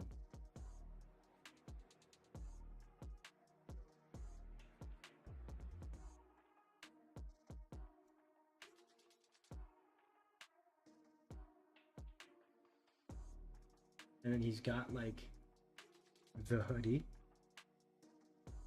And then maybe it is a bandana.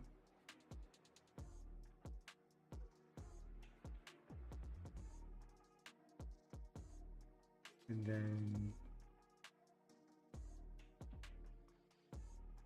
he's got like longer hair like this.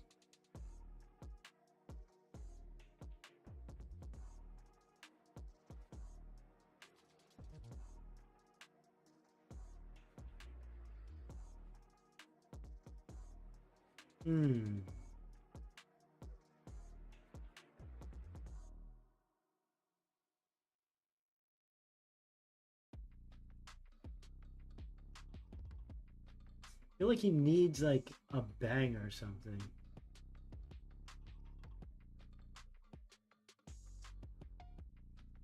These are actually 2 prosecutors in the Phoenix Wright games? Holy crap. I really gotta play a Phoenix Wright game. I have no idea how they play. I just know all the objection and all that kind of stuff.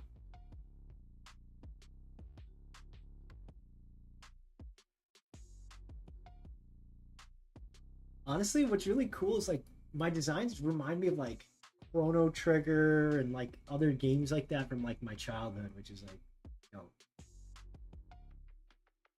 All right, let's see. Maybe, you know what? Maybe this guy has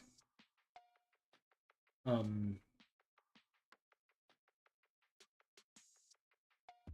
don't know. Maybe this guy's got like the old colors I had before for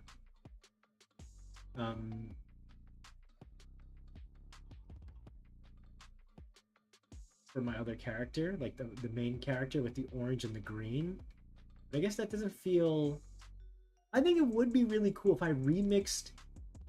Chat. If I remixed the main character's colors onto him, like, it would really kind of insinuate, like, whoa, like, this guy really does feel like he's the main character. You know? I think that could be a cool twist.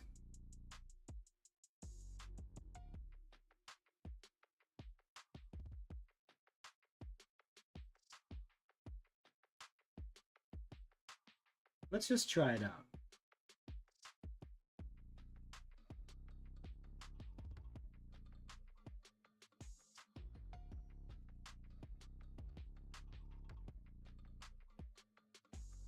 Thinks he's a Super Saiyan.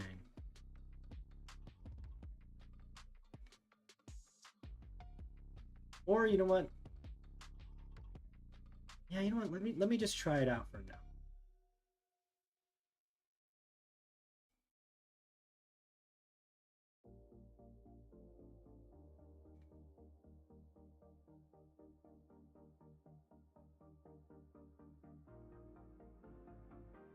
Let's choose like similar colors.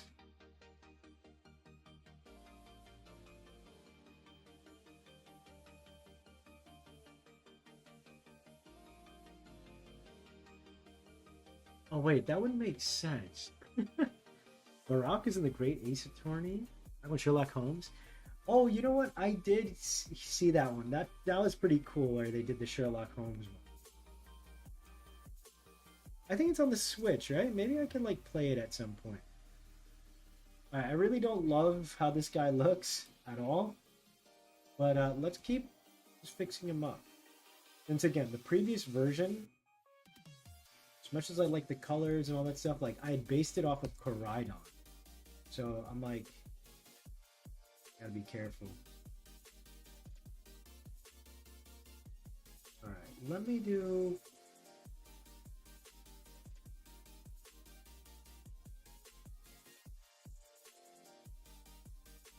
Let's start like working on like fine details and stuff.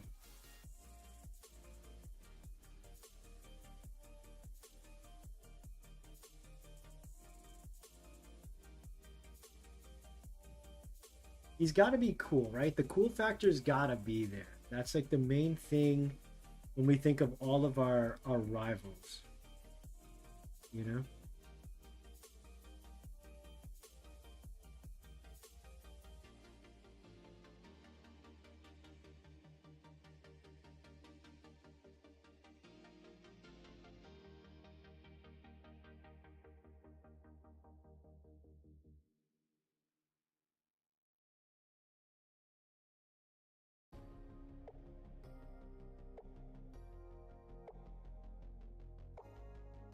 So, okay, for tomorrow, I'm trying to think what I'm going to work on, which will probably be, again, it's going to be the rival from the King's faction. And their goal is to use POTEMPO to bring them back to their own world, if that makes sense. It's a bit hypocritical, but like they really don't have any other choice.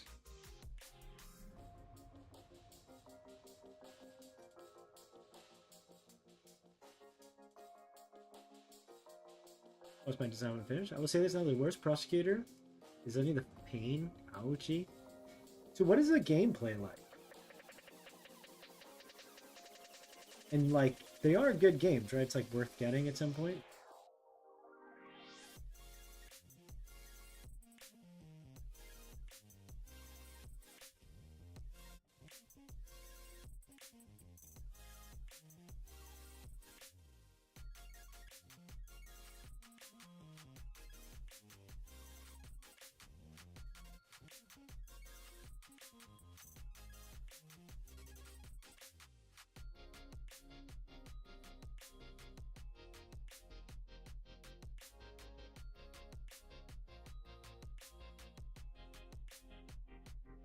Yeah, I don't know if I like him wearing the tribal pin. I'm gonna alter his design just a little bit. He looks like a biter.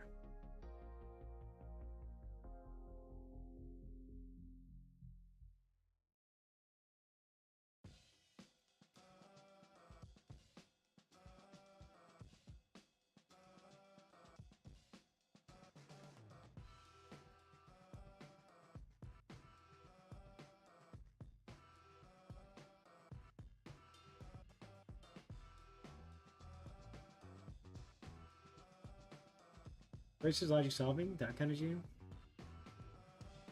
But meaning, like, what's the gameplay like? Like, it's like dialogue, like you're clicking most of the time, right? It's not like you have to make the right choice after, like, so reading comprehension would be really good or really big. Someone said Vegeta, and I took that like too seriously because he really looks like a Dragon Ball Z character.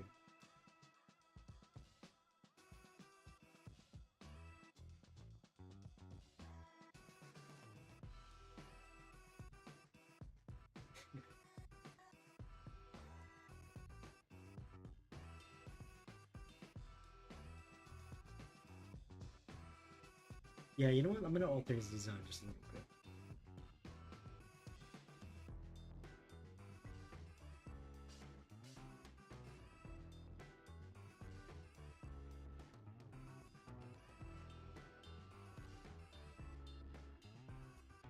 No, I took that personally. Vegeta's my first thought. No, no, no. I mean, I wasn't saying like it outright influenced it, but like it's funny how that happened. He ended up looking like that. You have a receding hairline? It does look like it's going, right? Maybe that's why he's so angry all the time. We'll have to figure out his exact backstory, but I like that he's already kind of like established. You know, he's kind of doing his thing. What do you guys think of like the inverted kind of clothing kind of thing? That might not be the play. I might have to like use the mustard and the brown. I think that's going to kind of be the better fit to make him look like he's part of their faction, you know? So let me find, let's see. It's 8:55. I don't mind staying just a little longer to kind of like get this design down. Because, you know, there's still plenty of room to figure out for... You know what? Let me try this. Something like...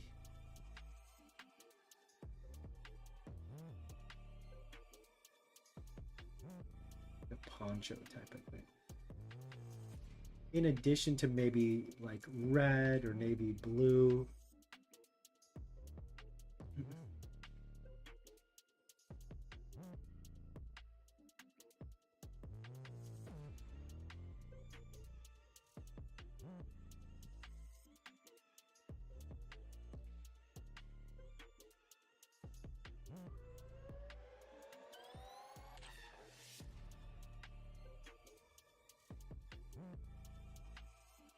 It could be like the poncho is maybe the symbol of like a lot of the explorer types.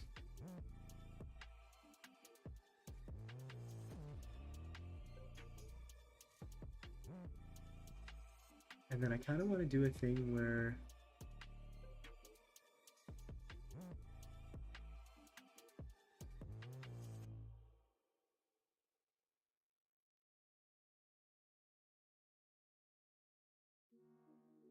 actually this reads a lot like Vincent Valentine from Final Fantasy. Let's make that blue instead. Oh, now it reads like Sasuke. Let's make that this color.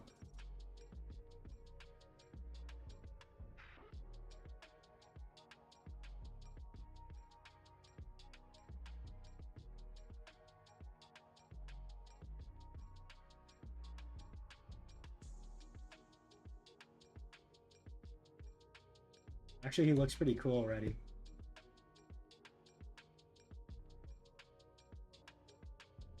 Present evidence, find contradiction, self who really done it, depending on the case. The hairline could be receding. There's a lot of room for forehead. Absolutely. I'm going to...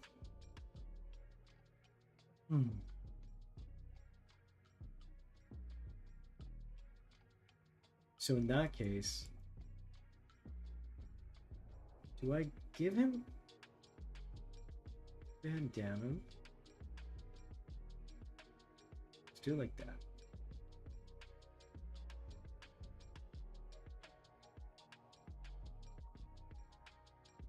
Oh my god, Photoshop, I hate you so much.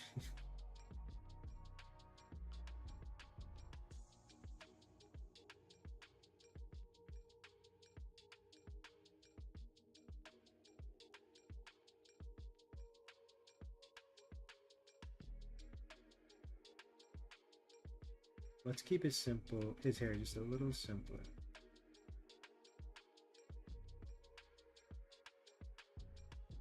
Okay, I kind of like that. You know what? Maybe we get rid of this bang. It's a little too insane. And now that like the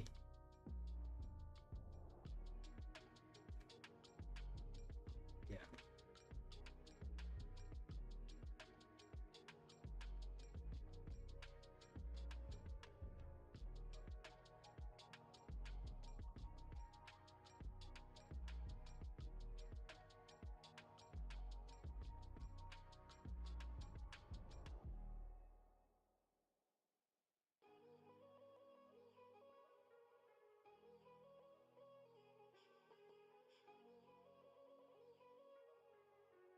Okay, that looks better.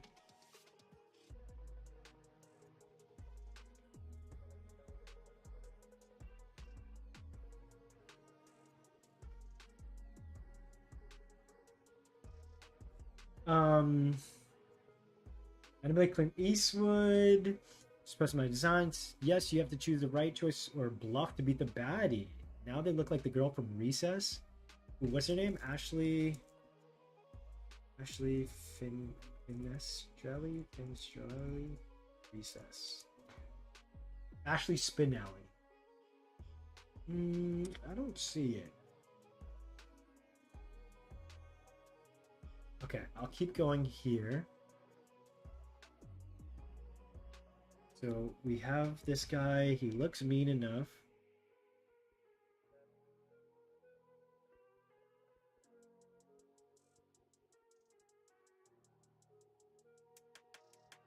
I like this thingy right here. Ooh, I kind of like it all white too, like that.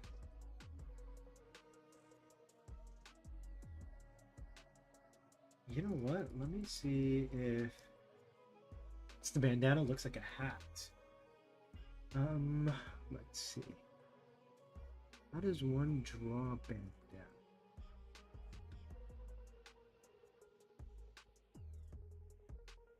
Let's look up anime characters with a bandana.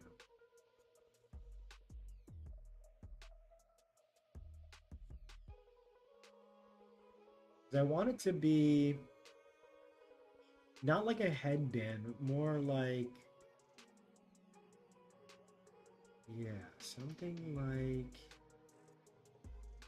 okay, here we go. Let's see if I can get it right.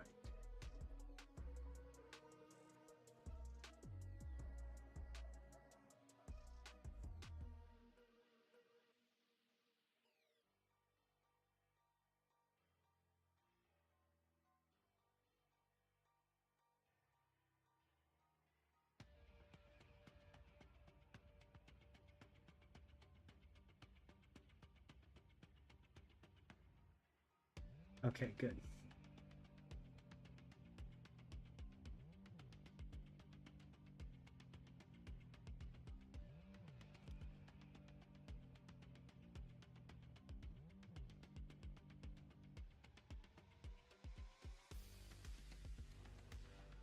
All right, he's coming along pretty good.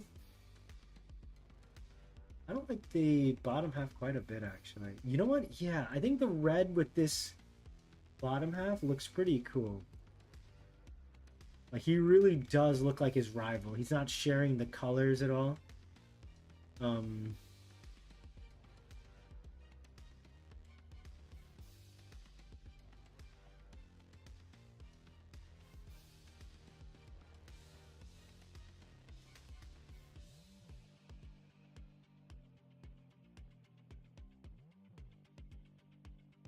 Maybe, yeah, maybe I'll even design, reverse design, basically. Maybe the hero will take some design cues from this guy. Because he really has that, like, adventure kind of feel going on. You know? Anything that has to do with flying? The guy from Yu-Gi-Oh! Whose whole thing is he's American? Yeah, what's his name? I forget his name. But also, my hand is, like, killing me for some reason. I probably think it's because I'm pressing so hard after I fix the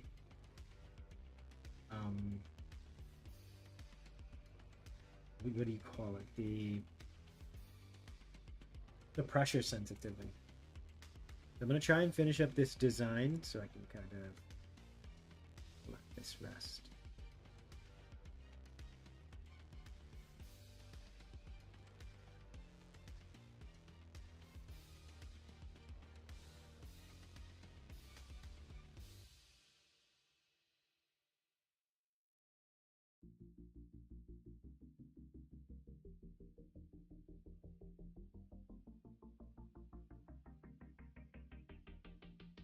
Let me take this.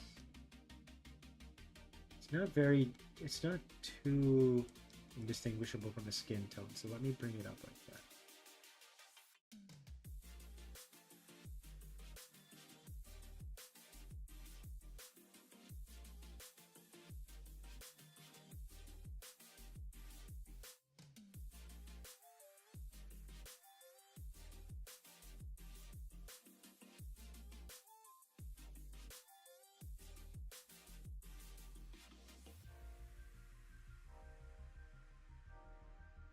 You know what? He's got Sora vibes down to the white and the red. So maybe he does have the same color pants. So in that case, maybe it is a matter of they are sharing the colors. Maybe it's like the primary colors belong to, you know, these group of people.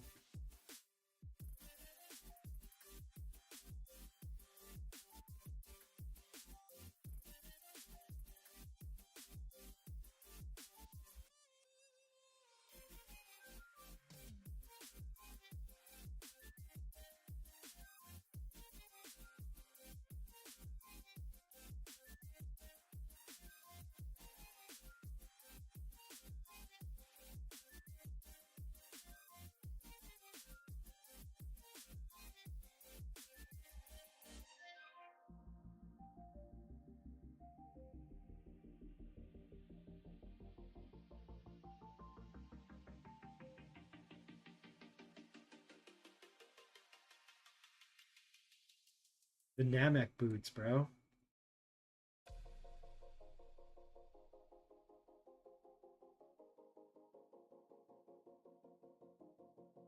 Okay, let's kind of sign it off right here. It's a little past 9 now.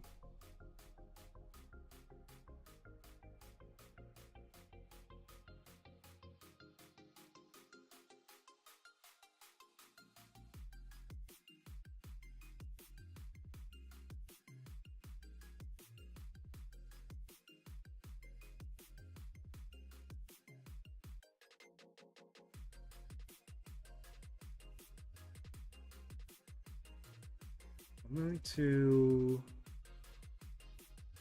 bump the proportion here.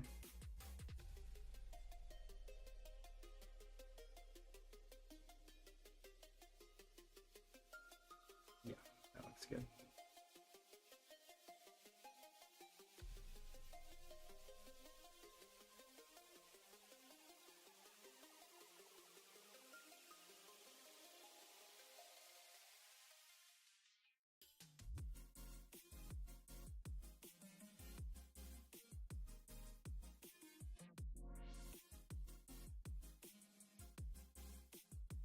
Tempo to the polls. That's right. Welcome in, Deebs. What's going on? He looks pretty good. I think let's do blue. Oh, maybe it's just straight up red pants. And that looks like DBZ now.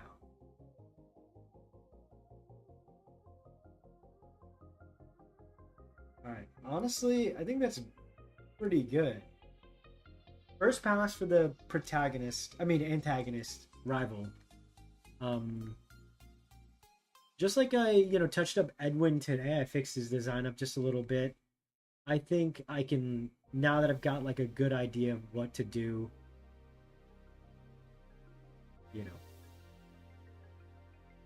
I really like the poncho. He looks awesome. Yeah, I think so too.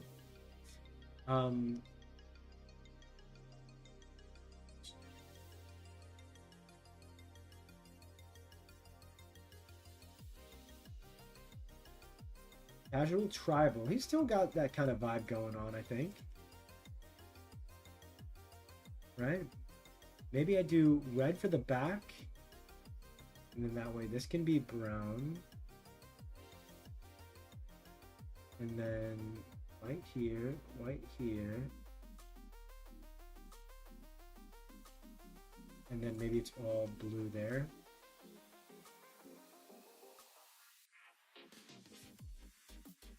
That's kind of fire, actually.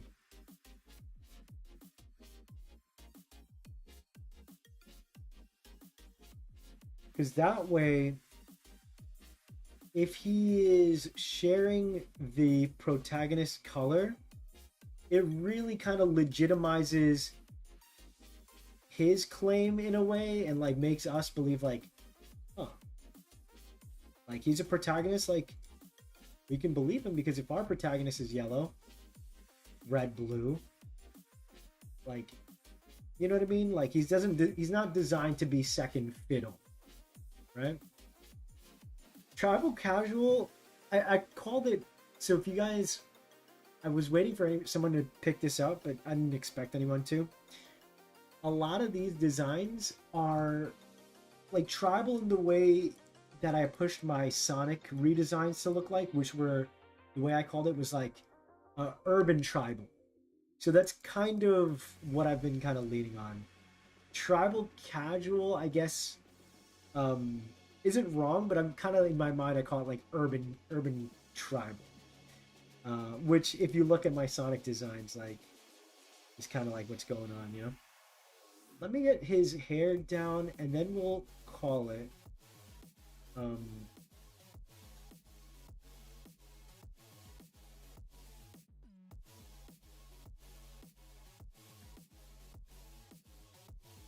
Again, if it doesn't work out, if my agent is like, hey, he's great, but he's got to be blue because he's the bad guy because the main character is red, then all right, fine. You know? Man, if I were like, this looks so dumb, but like it's also cool. Should I do it?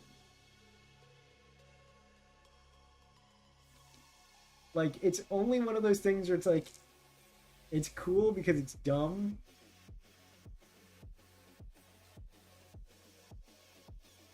Like the edgy thing, like a younger kid might like.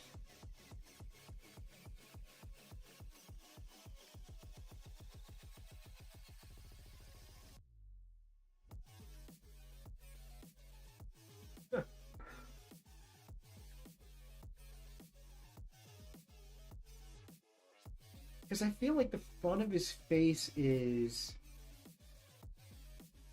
unless it's,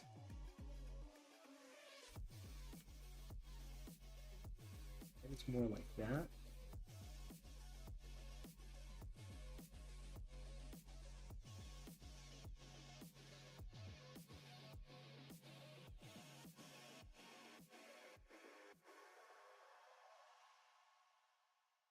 Would have pitched to a major company, what target demographic? Definitely like, you know, 10 and up kind of thing. Like Pokemon.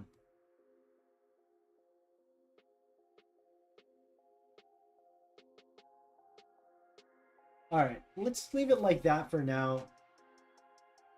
I guess the hair color could be more black, and then maybe this is, yeah, something like that, just for a little bit more contrast. Right?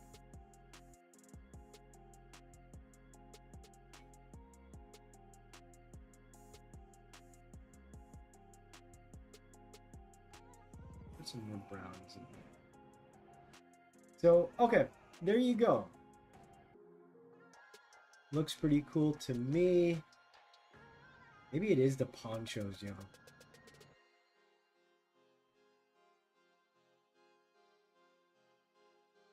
Alright, chat, I'm gonna call it. My hand is killing me. I've got it. If anybody could, maybe Deebs knows, maybe if anybody could kind of tell me how you maybe lessen I'm squeezing my hand to death because the pressure sensitivity is so weak.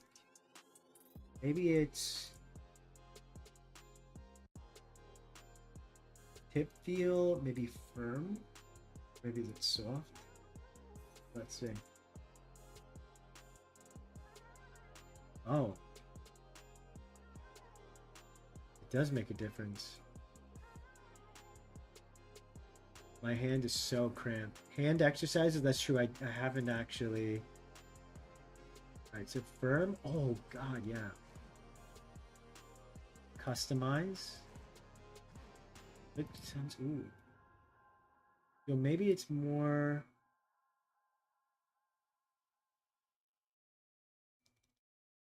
Yeah, okay. Maybe. Yeah, that's good. That's good. Cool. I'll have that for tomorrow, so I don't have to like press down like I'm freaking killing. It looks like a badass mechanic. Yeah, we might have to remove the goggles. They might not be of any purpose, but maybe I moved like the bandana and stuff too. But once I can kind of work on this guy a little bit more. I won't give him a name yet since, you know, it's kind of hard to imagine what it's gonna be until I like really get his vibe down, you know.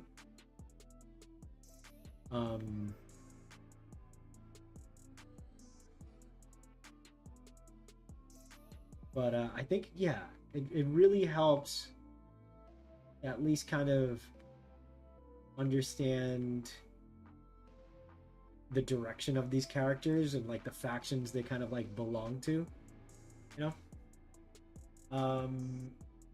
So all right, I'm gonna call it.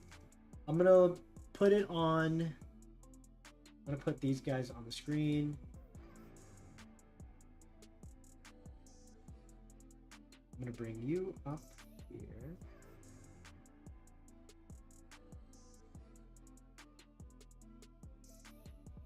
I really love how Rindira came out. Yeah, let me. Do you want to redraw that guy?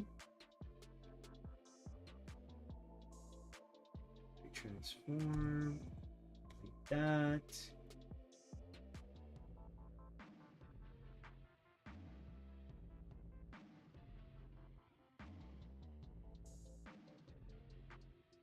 Need a good name for a rival.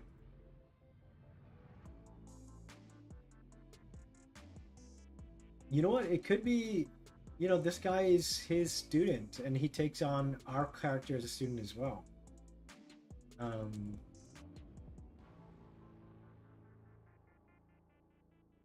think the yellow mustard is like a little too strong, so let me bring it to life.